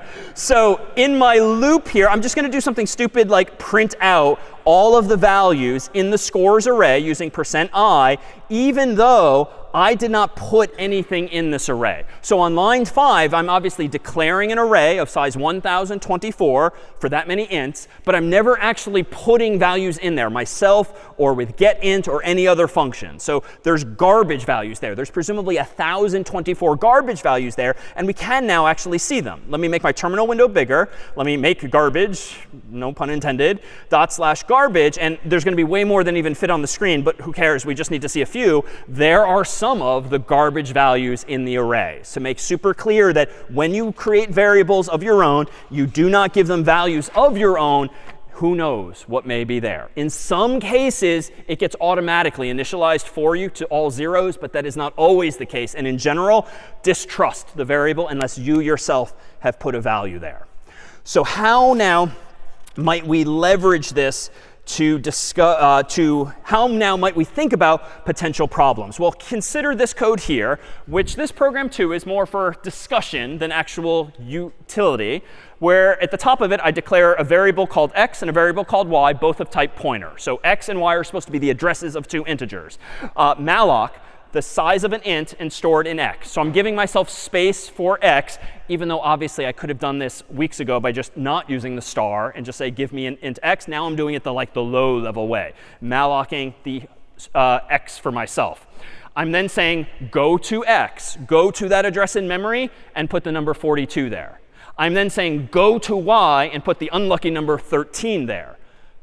But what's worrisome about this line here? After this line, this line, this line, something's bad, I think. Yeah, I never allocated memory for y. So specifically, I never assigned y a value, which means it's a garbage value, which is still a number. Maybe it's 0, maybe it's a big number, maybe it's a negative number. And if it's a positive number, it could be an actual address, like somewhere in the computer's memory. But *y means go there. Who knows what memory I'm touching? That's how computers crash if you touch memory that you're not supposed to. So let me pretend that I didn't at least do this. And let me just forge ahead and set y equal to x. So there's the same. And I think what that would mean is now if I do *y and go to the address, that's the same thing as going to this address in x. And I think this will have the effect of changing the 42 to 13. So this code is correct so long as I don't blindly dereference y by using star y notation. So this gets a little abstract, even though this is just an exercise here. And our friend Nick Parlanti, a professor at Stanford, wonderfully put together a little claimation that's fun to take a look at, whereby if I go ahead and open up this file, we'll be introduced to someone who's a little famous in the world of computing named Binky. If we could dim the lights and take a look at what bad things can happen if you don't manage your memory properly. Hey, Binky, wake up. It's time for pointer fun. What's that? Learn about pointers? Oh, goody! Well, to get started, I guess we're going to need a couple pointers. Okay, this code allocates 2 pointers which can point to integers. Okay, well, I see the 2 pointers, but they don't seem to be pointing to anything. That's right. Initially, pointers don't point to anything. The things they point to are called pointees, and setting them up's a separate step. Oh, right. I knew that. The pointees are separate. So, how do you allocate a pointee? Okay, well, this code allocates a new integer pointee, and this part sets x to point to it. Hey, that looks better. So make it do something. Okay, I'll dereference the pointer x to store the number 42 into its pointee. For this trick, I'll need my magic wand of dereferencing. Your magic wand of dereferencing? That's great. This is what the code looks like. I'll just set up the number and... Hey, look, there it goes. So doing a dereference on x follows the arrow to access its pointee, in this case to store 42 in there. Hey, try using it to store the number 13 through the other pointer, y. Okay, I'll just go over here to y and get the number 13 set up, and then take the wand of dereferencing and just... Whoa! Oh, hey, that didn't work. Say, Binky, I don't think dereferencing y is a good idea, because, setting up the pointee is a separate step, and I don't think we ever did it. Good point. Yeah, we allocated the pointer y, but we never set it to point to a pointee.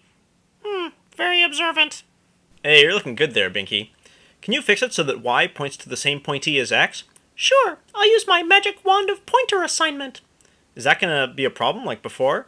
No, this doesn't touch the pointees. It just changes one pointer to point to the same thing as another. Oh, I see. Now y points to the same place as x. So wait, now y is fixed. It has a pointee. So you can try the wand of dereferencing again to send the 13 over.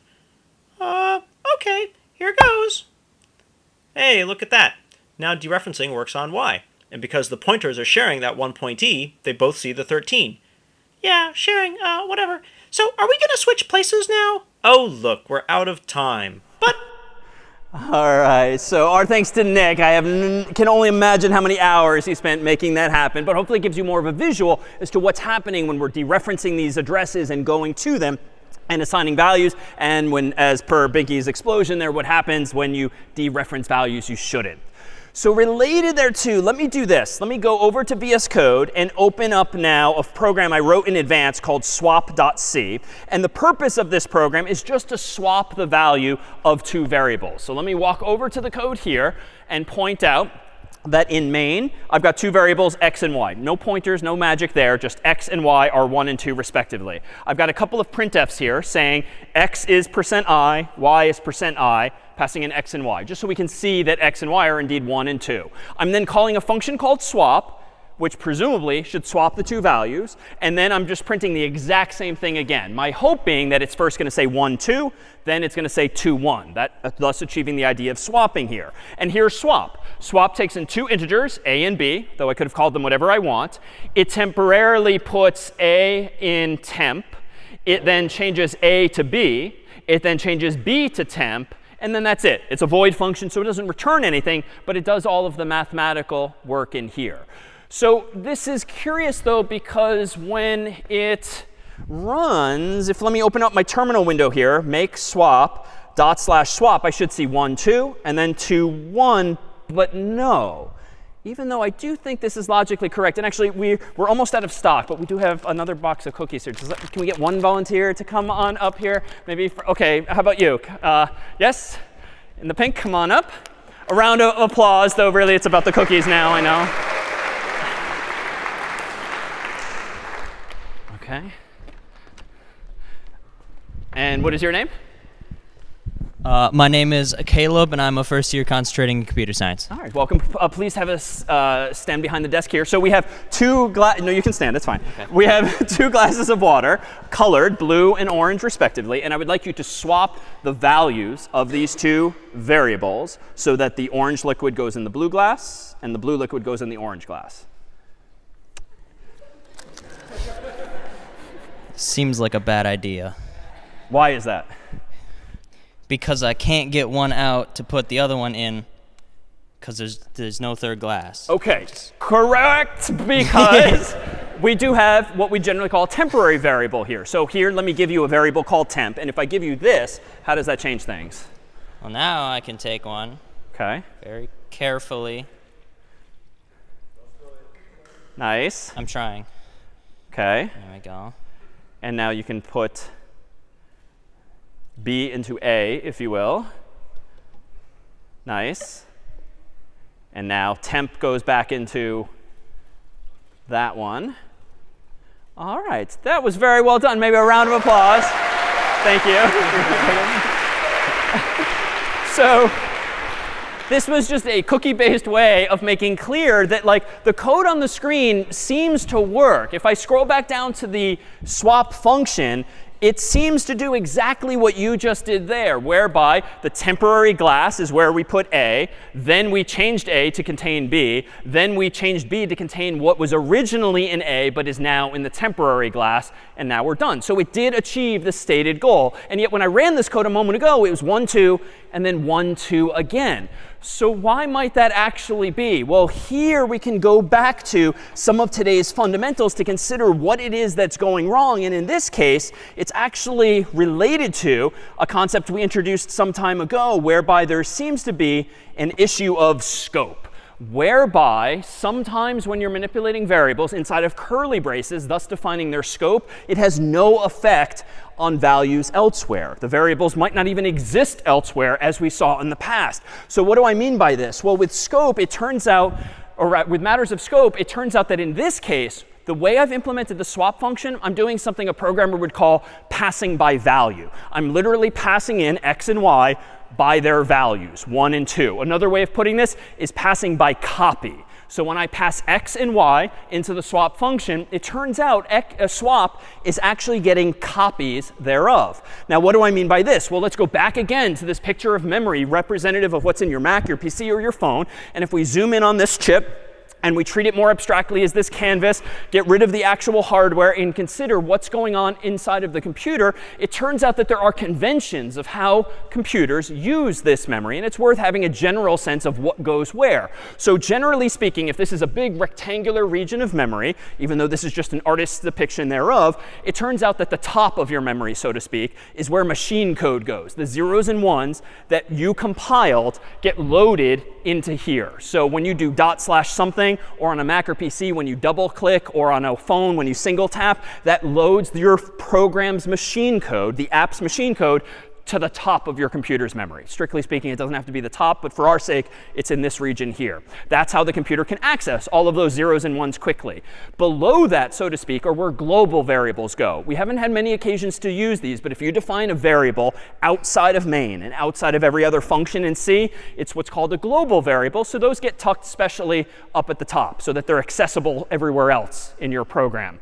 Then there's something called the heap. More on that in a moment. And it grows downward. So you have a lot of memory available to you here in the heap, and you can keep getting more and more and more available to you. But at the bottom of this memory is what's called the stack. And the stack actually grows, curiously, in the other direction, up and up and up. And it turns out when you use malloc and ask the computer for memory, it comes from this heap region specifically. When you use functions with variables and arguments, you're using stack memory. Now, the astute viewer will notice that this does not seem like a good thing if they're about to collide eventually. And bad things can and will happen when one overflows the other, but more on that too in a moment. But let's focus for the moment on a stack when we do something like this swap function. So for instance, when we had code like this, which was bad, it did not allow us to permanently change the values of x and y. Why? No pun intended.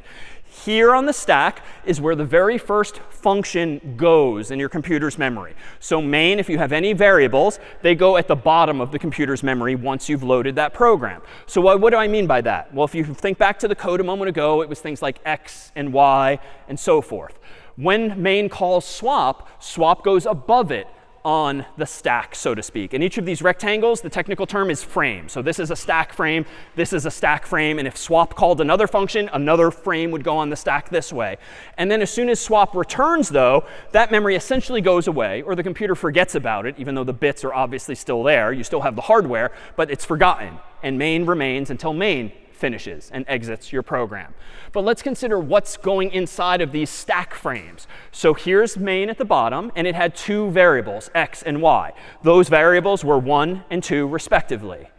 Main called swap, which had two arguments, a and b, also integers, which are effectively local variables also, even though you're declaring them in the signature, the prototype of the function. So when swap is called, swap is using its frame of memory as follows: room for a, room for b, room for temp. Not necessarily to scale. I just wanted everything to be a pretty rectangle.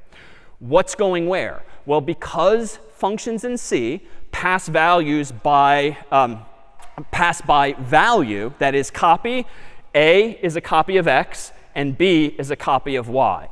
But they're separate bytes. This is a different memory location than this. This is a different memory location than this. So we're just copying the patterns of bits from one to the other. This is passing by value, aka passing by copy. So what then happens? Just like our demonstration, we used temp cleverly, whereby with this code here, we copied the value of a into temp. So that puts the number 1 here, too. We then changed a to equal b. So that's what happened here. We then changed b to equal temp. So that changed the value there. But then swap returned. You went back to your seat, leaving a and b swapped, yes. But what was not swapped was x and y. Like you did all of this work correctly, but in the wrong scope. You operated on copies thereof. So this swap function, while logically correct, will never solve this problem correctly as written because we've been passing by value. So today we introduce a technique whereby you can pass by reference instead, pass by pointer instead. Because instead of just passing in copies, what if we actually tell swap where x is and where y is? Not what it is and what it is, but where each is. Then swap can sort of follow the proverbial treasure map, go to those locations, and change them permanently. So this was the bad code in red. And this is going to escalate quickly visually, but it's just an application of today's ideas. This is the correct solution now. So let me do before in red is bad. Green after is correct. Why? The way you specify pass by reference or pointer instead is you change swap to take not two integers per se, but two addresses of integers. And the syntax for that today is just to add this star. So int star and int star. Meanwhile, the code down here has to change. Temp does not have to change. Temp is still just a variable that's ready for some value. But the a and the b need to be rewritten as follows. So star a means go to the address a and get its value and put it in temp, just like you reached for one of the glasses and poured it in. Star b means go to the value in b and grab it, and then go to the value at a and change it to be that at b. And then lastly, this is not now sweat, this is now colored liquid. This last line is go to the address b and put temp there instead. So the picture now is fundamentally different. Main looks the same still, but when swap is called effectively, and we won't bother with 0x1, 2, 3, or 4, 5, 6. Let's just do it with arrows pointing at things. A is a pointer to x. B is a pointer to y. So what do those lines of code tell us to do? Go to A. So that means this, kind of like the old Chutes and Ladders game if you ever played, like follow the arrow, and that leads you to the number 1, and store it in temp.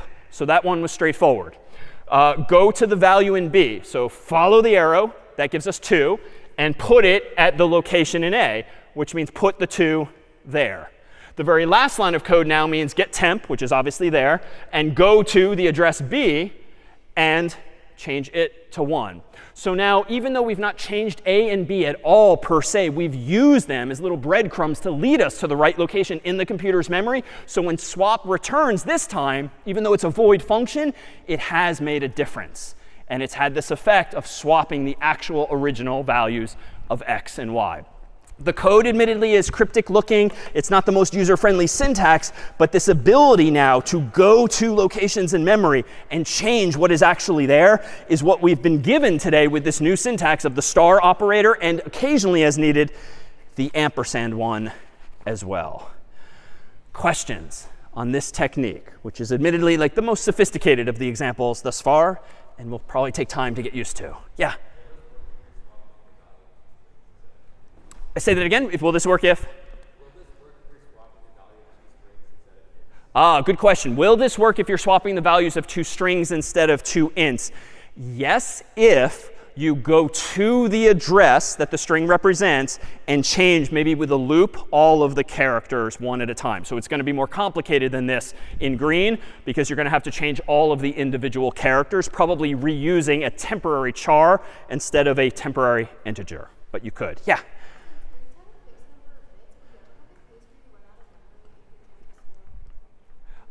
Since integers have a fixed number of bits, can you ever run into a situation where you run out of memory? Absolutely. Like your phone, your laptop, your desktop can only do so much, can only count so high because of these physical limitations. And hopefully, it's just you never reach that limit. But we'll talk in a couple of weeks' time when we transition to web programming and databases and the Metas, the Microsofts, the Googles of the world that have crazy large amounts of data. Like the number of bits we use in those contexts is actually going to matter for exactly that reason. If business is booming and you've got lots and lots of data, lots and lots of users, you need to be able to count higher. Just so that you've seen the code actually in operation, here is, of course, my swap function down below. And if I go ahead and change its prototype to take in pointers to a and b, and similarly change the prototype up here, and if I go in and change a here to be star a to dereference it, star b to dereference it, star a to dereference it, and star b to dereference it, I claim now that this version of the code should now work. In fact, let me go ahead and do make swap.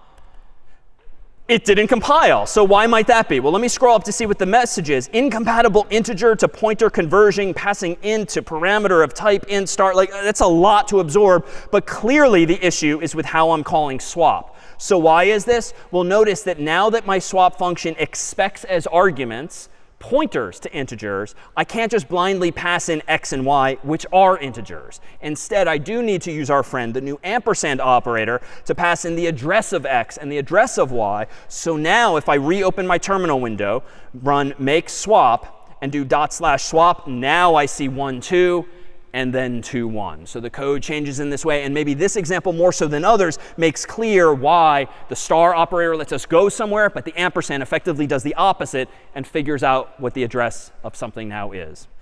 All right, so what about these other locations in memory? Well, it turns out that indeed the stack, as we've described it, grows up and up and up. And recall that stack here, in this sense, is kind of like the stack of trays in the cafeteria or any of the dining halls.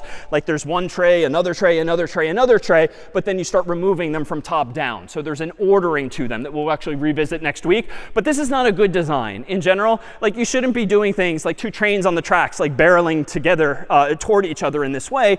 But honestly, it's kind of the only way, because if you've only got a finite amount of memory, OK, sure, you could have them both grow in the same direction, but they're still going to hit some impasse eventually. You're still going to run out of space. So the way computers were designed years ago is they use memory in this way, even though bad things can happen. If you use too much stack space or too much heap space. So what do I mean by that? Our example a moment ago just had us call main and then swap, and that was it. So it's like 2 frames, no big deal. But if you call many functions again and again and again, if you do something recursively where you call yourself, you're going to pile stack frames potentially. So you could start to hit the so-called heap area. Meanwhile, if you call malloc too many times, you might be growing down, and then overrun some of the stack memory as well. So bad things can happen when you overrun either of these. And those of you maybe with prior programming experience might have heard at least one of these terms, heap overflow, or more popularly, stack overflow. Super popular website for questions and answers about programming. The etymology thereof is exactly this idea of overflowing the stack and touching memory that you should not, whether it's memory down here or even worse, memory over here, as by something called heap overflow. And these are specific examples of what we'll start calling buffer overflows. Buffer is just a chunk of memory. And buffer overflows means overflowing, using too much of that memory. And buffers are everywhere. In fact, if you've used YouTube recently and maybe it's just kind of paused and spinning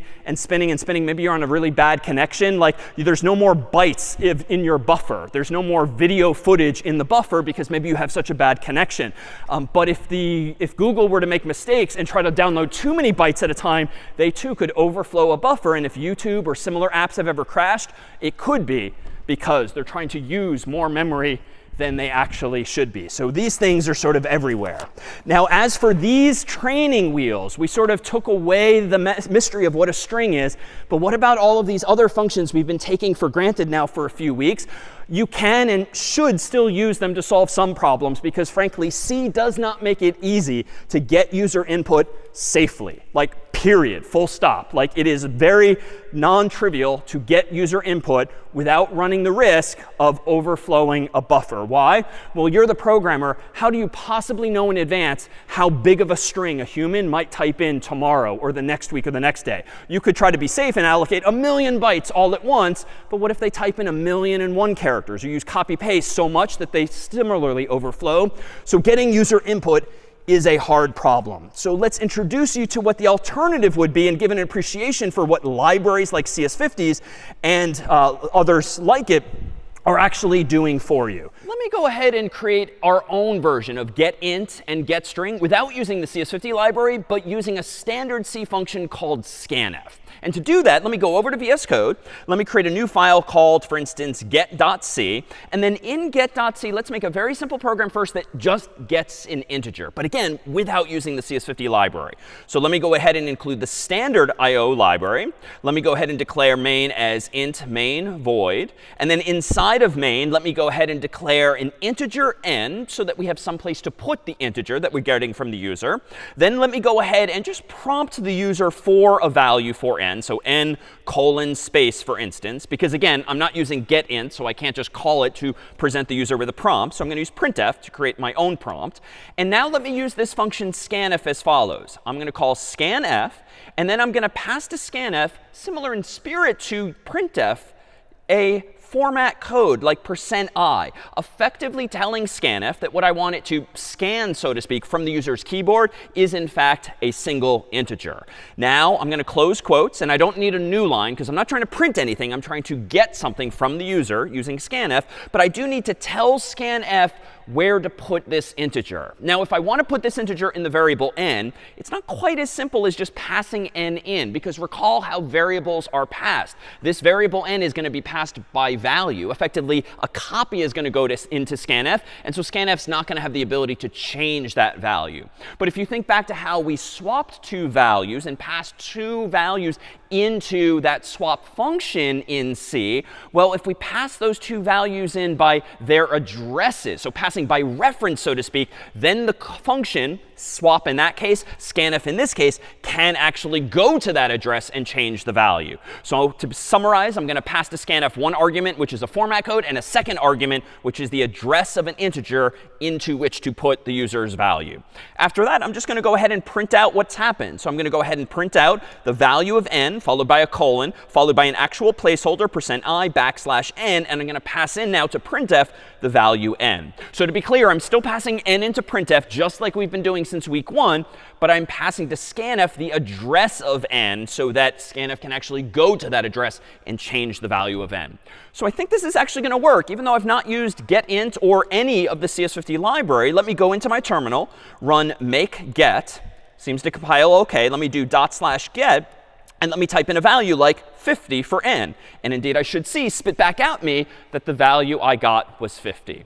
So it turns out that getting an integer from users is relatively straightforward just using scanf. But of course, to use scanf, you need to know a little something about pointers or addresses more generally. That was not knowledge we had in week 1. And so we do indeed use those training wheels of the CS50 library for the past few weeks so that we can get integers more easily. And it turns out if the user types more than a symbol integer, or even doesn't even type in an integer, scanf isn't necessarily going to behave as user-friendly as getInt might. So in the CS50 library, we do a bit more error handling for you as well. But let's consider now an implementation not of getting an integer, but getting a string instead. Let me clear my terminal window, and let me go ahead and erase all of this code, and instead focus this time on getting a string. Well, we know we can't use string anymore, at least if we're not using the CS50 library, but not a problem, because we know that strings are now char stars. So if I want to get a string from the user, that's like getting, I think, a char star. So let me just call this string s by default. Let me go ahead, therefore, and declare a variable s that's going to store my string. Let me go ahead next, as before, and prompt the user for the value of that variable just by prompting them with printf, so nothing fancy there. And let me try again using scanf to scan, this time, a string from the user's keyboard. I'm going to type scanf.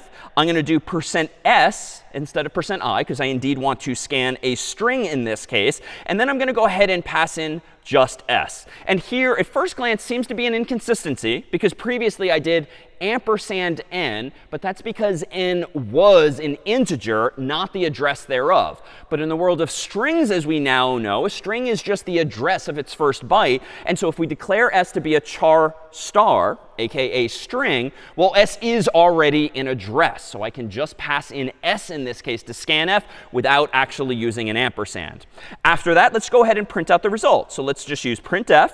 Let's print out a prefix like s colon again, %s as my placeholder, and now \n because I'm formatting it on the screen. And then let's go ahead and pass in s as always to printf. So s is just a string, so I just pass it into printf like that.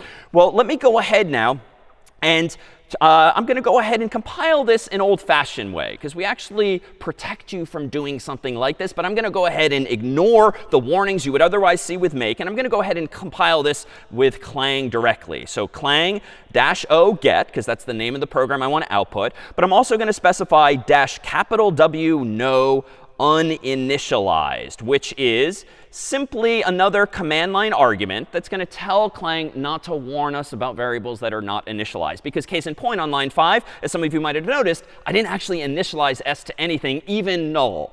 But that's OK, because I want to forge ahead blindly just to make a point as to what's going on here. And in fact, let's go ahead and compile this code as follows. It does seem to compile, even though make would have warned us that something's awry. Let me go ahead now and run /get, and this time not type in 50, but let me type in something like our familiar hi! And hit enter. I immediately get a segmentation fault, which means something has gone wrong related to memory. A segment of memory has been touched that I shouldn't have. Well, why, in fact, is this? Well, let's consider what it is we've been doing. If this here is my computer's memory, and in the first case I was just trying to get an integer, that was actually pretty straightforward. Because even if this memory is filled with a whole bunch of garbage values, as personified here by Oscar the Grouch, when I declared n to be an integer before, I just needed, on this machine, 4 bytes, which is the typical size for an int, and I put the number 50 there. So it doesn't matter that there were these garbage values. I just went to those 4 bytes after declaring a variable called n and overwrote those bits with some pattern of bits representing the number 50. But strings, we now know, are sort of fundamentally different. If I go back to that same memory space and I declare s to be a pointer, that is a char star, well, recall that pointers are generally 8 bytes on modern systems. And so that's like taking 8 of these bytes from memory and calling it s. But the catch is, if I haven't initialized s to actually be a valid location, as via calling malloc, there are still garbage values there. That is to say, patterns of bits that maybe have been there always, but from some previous function that got called, or some other lines of code if this program were actually bigger. So it's just some garbage value is filling that variable s. The problem, though, is that in my code now, when I call scanf and I tell scanf to scan a string from the user and to put it at that location s, well, what is that location s? It's literally a garbage value. It's the equivalent of a foam finger pointing there, there, there. We just don't know because it's not a valid address. And so I get that segmentation fault here in my terminal window because I've not initialized s to be some known value. I get a segmentation fault because effectively I've accidentally touched memory that I should not, in fact, have done so. So How do we fix this? Well, clearly I need s to point at some valid chunk of memory. And I could do that using malloc. But frankly, in this case, I could do it even more simply by just declaring s to be like an array of characters, as we might have in week 2. So let me go ahead and clear my terminal window here. Let me go into get.c. And let's simply change what s is. Instead of a char star, which we know is what a string technically is, we can still implement strings as arrays of characters. That's certainly still true. So let me go ahead and do that. Declare s to be an array of, say, 4 characters. And in this case, I should have enough room for the h, the I, the exclamation point, and even that null character, the trailing \0. So now let me go ahead and build this. Make get. And because I'm not initializing something this time, I can use make as usual without getting yelled at, because I'm not yet doing anything wrong. Now let me go ahead and do /get enter. And in this case, it's ready to receive my hi exclamation point enter. And all actually seems well. Why? Because in this case, I actually had enough space for s. Because if I go back to my memory here, because I've now redeclared s as an actual array of 4 characters, that's like asking the operating system, for instance, for these 4 chars here. And certainly I can fit hi exclamation point and the null character into those 4 bytes. So there's not a problem. But there might be a problem if the I, or the user more generally, types in too many characters. So let me go ahead and run /get again. Let me type hi exclamation point. But just to get a little aggressive, let me kind of highlight that and paste it again, again, and again. And really type very excitedly a pretty long string that is surely longer than 4 bytes. Well, unfortunately, I've only asked the operating system for an array of 4 bytes. So what's going to happen with all of those extra highs? They're just going to, by default, remain contiguous from left to right, top to bottom in the computer's memory. But they're going to end up, some of those characters, at locations I didn't ask the operating system for in this array. So if I go back to VS Code here, I've typed in a very long string, certainly longer than 4 bytes in total. Let me hit enter. And darn it, there is another segmentation fault. So in short, you are going to see these segmentation faults anytime you touch segments of memory, so to speak, that do not belong to you, that you didn't allocate space for as via an array or even via malloc. And this is going to be a fundamental problem with getting strings, because I don't know in advance how long the string is going to be that the human's going to type in. Maybe it's 4, maybe it's fewer characters, maybe it's even more. So what's the alternative? Well, I could go in here maybe and allocate, I don't know, like 4,000 characters for s. But what if you type in an even longer string that's 4,001 characters or more? I might still have these memory-related errors, these segmentation faults. So one of the reasons then, too, that we provide you with the CS50 library, and in turn functions like getString, is that getString very, very conservatively walks through the user's input byte by byte by byte, 1 character at a time. And what the CS50 library is doing underneath the hood is, as soon as it realizes, oh, the user gave us another byte, we in the CS50 library are constantly allocating and reallocating more and more memory using malloc for you, and effectively managing the memory required for that string. So even though scanf exists, it's dangerous to use with strings. And even with integers, it turns out it lacks some of the error handling that the CS50 library has thus far provided. How do we actually go about solving this? The way getString actually works in the CS50 library is it kind of tiptoes. It gets 1 character from you and then checks if there's another one coming. Then it allocates more space for a second. If there's still a third, it allocates more space, more space, more space. So essentially what getString does is it uses malloc again and again and again, and it kind of lays the tracks down as you're typing in the keystrokes and hitting enter, so that we never assume how many characters you're going to type in. We dynamically allocate just enough bytes for you, plus 1 extra for the null character. And this is sort of a hoop that's just not fun to jump through, when at the end of the day, all you want to do is get input from the user. So even with the training wheels officially off, it's going to be annoying to get strings from users in C. But it is easy with ints, with floats, with other data types. And frankly, we'll soon in 2 weeks pivot to Python, which takes care of all of these problems for us and manages our memory. But for now, we have one final to do beyond scanf, which is file IO, which is a fancy way of saying input and output. Because now that we know a little bit of hexadecimal, now that we know a little bit about pointers, we actually have some more functions available to us that will let us actually manipulate files on a computer's hard drive, like image files or text files or anything else we might want. Among the most common functions that are related to files are these here. fopen is going to be a function that lets you open a file, doing in code what you might otherwise do by going to File, Open in a graphical program. fclose does the opposite. It's the way you encode, sort of click on an X and close a file. Nothing's going to happen visually, but it's how you give access to a program to the contents of a file.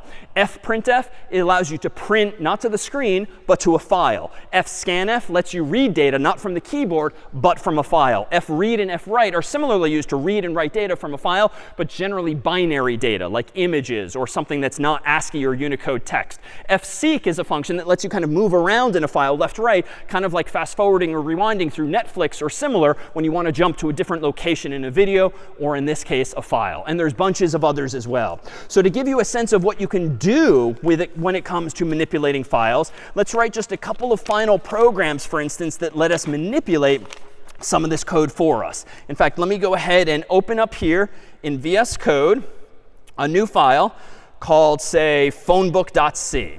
And in phonebook.c, we're going to implement now a version of the phone book like we did in the past. But in this case, we don't actually have a forgetful program that prompts the user with getString for a couple of names and numbers and then just forgets about them altogether. This version of the phone book is actually going to go ahead and save them persistently to a file for us. And for this, let me go ahead and open up just on my other screen here. But without flipping over just yet, let me go ahead and open up. Give me just one moment. So we have this ready to go. Let me go ahead and create the file, this program as follows. I'm going to cheat and save time by using the CS50 library because I do not want to get into the nuances of getting strings character by character, which itself will escalate too quickly. But let me go ahead and include the CS50 library, the standard IO library, and lastly, the string library for this particular case. In my main function now, I'm going to go ahead and open up a file called maybe phonebook.csv. If you've ever used a CSV file, it's like a lightweight spreadsheet that you can open in Apple Numbers, Google Spreadsheets, Microsoft Excel. But CSV means that we're going to separate all of the values by commas. So anywhere we want a new column, we actually use a comma, as we'll soon see. So how do I actually do this? I can open a file called phonebook.csv by literally using fopen phonebook.csv. And I have to tell fopen how I want to open it. Do I want to open it for reading with R? Do I want to open it for writing with W? Or do I want to open it with appending, A? And for something like a phone book, if I run this program again and again, I'm going to actually do append so that new contacts get added to the file and we don't overwrite it with W. Now, what does fopen return? It technically returns a pointer to a file. But this one's a little weird. It's all capitalized, but it is a thing in C. A file in all caps, star, file is going to be a pointer to that file in memory. So think of fopen as opening the file and returning the address thereof in the computer's memory. All right, what do I want to next do? I want to go ahead and get two strings from the user, like maybe someone's name, using getString, again, to keep things simple for now. Let me then go ahead and get another one. How about their number? Using getString again, prompting for number. And I don't strictly need these training wheels, so even though it doesn't really make a difference, I'm going to at least change that to char star, even though I do want to keep using getString conveniently.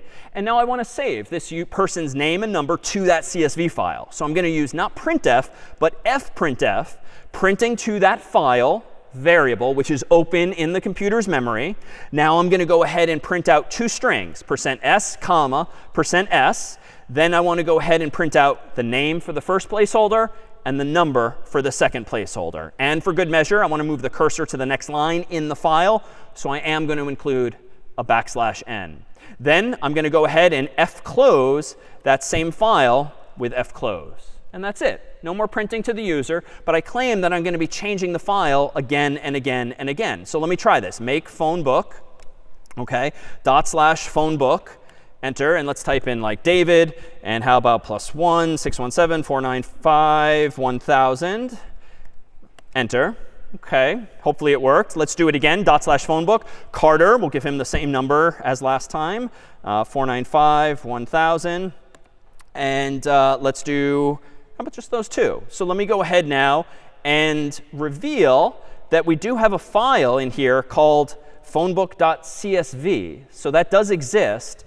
Let me go ahead and do this. Let me open up my file browser over here. I've got a lot of files I've created. Here's phonebook.csv. And if I click on it, there is the file that I just created, separated by commas. But even more interestingly, let me actually right-click or control-click on this, download it to my Mac's Downloads folder. Let me go into my Downloads folder just for fun. And I've installed in advance Microsoft Excel. If I go into my Downloads folder and open up phonebook.csv, we're going to see, Apple numbers, not Excel, opening up, view my spreadsheets. All right, numbers is kind of stupid. So there we go.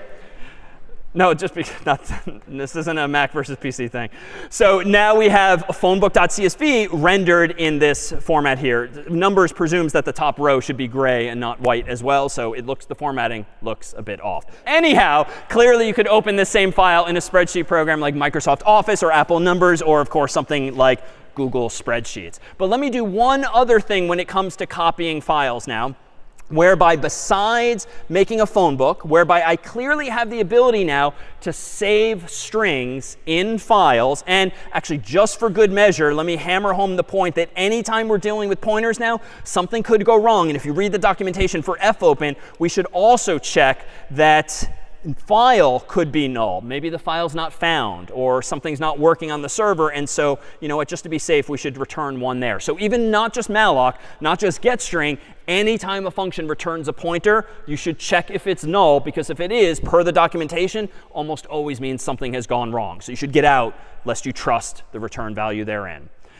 So let me go ahead and do one other program here. Let me create my own copy program. So up until now, we've used commands like rm and ls and cp for copy. I can actually create my own version of Linux's copy program, perhaps as follows. Let me actually go into cp.c in this case. Let me include some familiar files, standardIO.h. Let me include, how about one other, standardint.h, for reasons we'll see now. Because in standardint.h is that uint8 type that I mentioned earlier, which just means give me an 8-bit value that's unsigned, which means no negative numbers. Like, it's just raw data. It's not an integer in the positive or negative sense. And let me just nickname that to byte, just to make clear that I want to manipulate files byte at a time. Let me now declare, for the first time today, a version of main that takes in an argc command, takes in argc and takes in argv, which is for command line arguments. Technically, though, I'm not using the CS50 library in this version, so even that can now be changed. And this is the canonical way in C to declare main when you want to get command line arguments using char* instead of string. So now I'm going to do two things. I want to open, remember how copy works. You specify two files, the file you want to copy and the new name that you want to give to the copy. So it would be like cp space old name space new name at the command line. So accordingly, I'm going to do this. I'm going to create one file in memory called source, or src for short. And I'm going to set that equal to whatever is in argv1 in read mode. But just to be super specific, I'm going to use read binary mode. I don't want to be copying text files. I want binary data, zeros and ones, like images. So I'm going to tell fopen to expect binary data.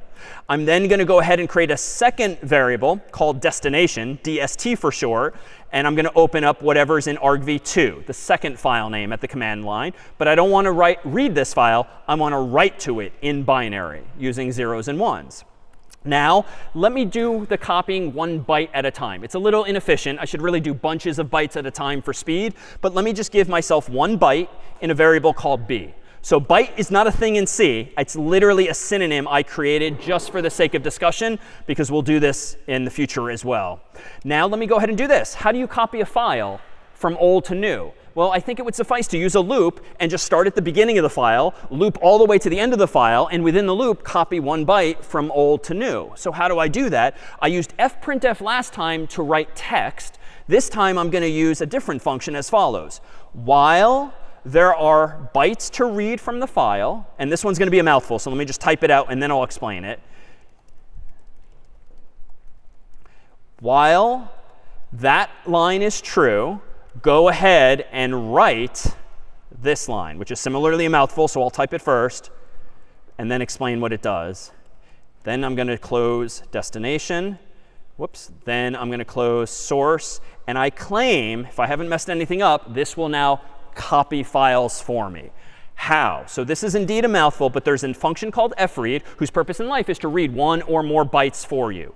How does it work? Well, just like swap, just like scanf, you have to tell it where to load those bytes in memory. So if I want to put them in the byte called b, I can't just say b because that's pass by value. I need to pass by reference. So I say the address of b is where I want you to put 1 byte from the file at a time. How big is a byte? Technically, I could just say 1 because we all know how big a byte is, but I'm just going to be super proper and generalize this as size of b, so it just figures it out for me, just in case we ever do more than 1 byte at a time. How many bytes do I want to copy at a time? 1, just to keep it simple. And where do I want to read those bytes from? The source file.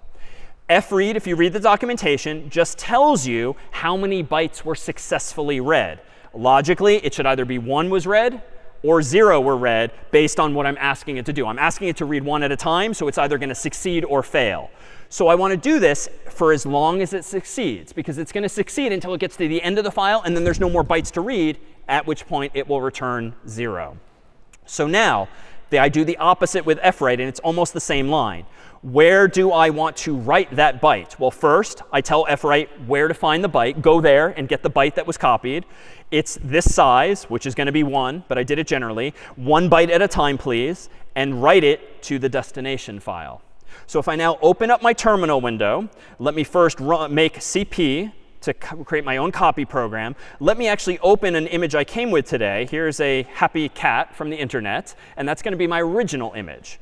Let me now go ahead and run this, /cp. I have to run / because I want my version of CP, not the one that comes with Linux. So /cp cat.jpg, and let's call it maybe my backup cat, just in case I ever mess up the original. Enter. Seems to work OK. When I run now code of backup.jpg to open the copy, there is that same happy cat.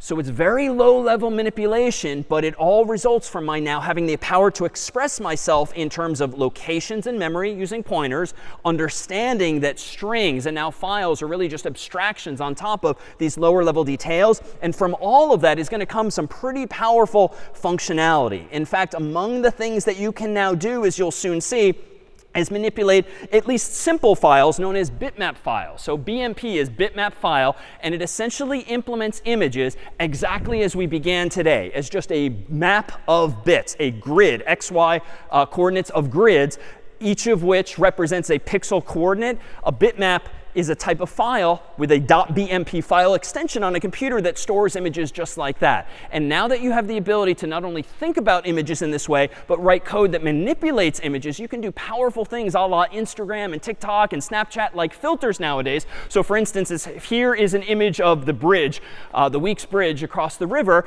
Here is a black and white filter that we've applied by writing some C code, as you soon will, to change it from colorful to black and white. Here's the original that you might see every day. Here, meanwhile, is a reflection thereof. If you've ever flipped an image around on the x-axis, this can actually rotate the image, even though this is the other side of the bridge over there. Meanwhile, here's a blurred version. If it looks a little blurry, like that's deliberate because we've essentially smudged all of the values by looking at every pixel, looking up, down, left, and right, and kind of blurring the effect to give it this effect here. Here is what's called edge detection, whereby if you're feeling more comfortable, you can write code that looks at these individual pixels, tries to figure out where the edges are, just like a fancy computer might, and then colorize it in this way as well. And you'll be able to do all of that because images like these are just grids with coordinates with lots and lots of pixels. So what started quite simply now is going to be something you now have complete control over now that we've taken off these training wheels. And it's cultural within computer science to understand geek humor like this. And so the last thing we'll do today is give you this joke to end on, which for better or for worse should now make sense. And those chuckles will suffice. This was CS50.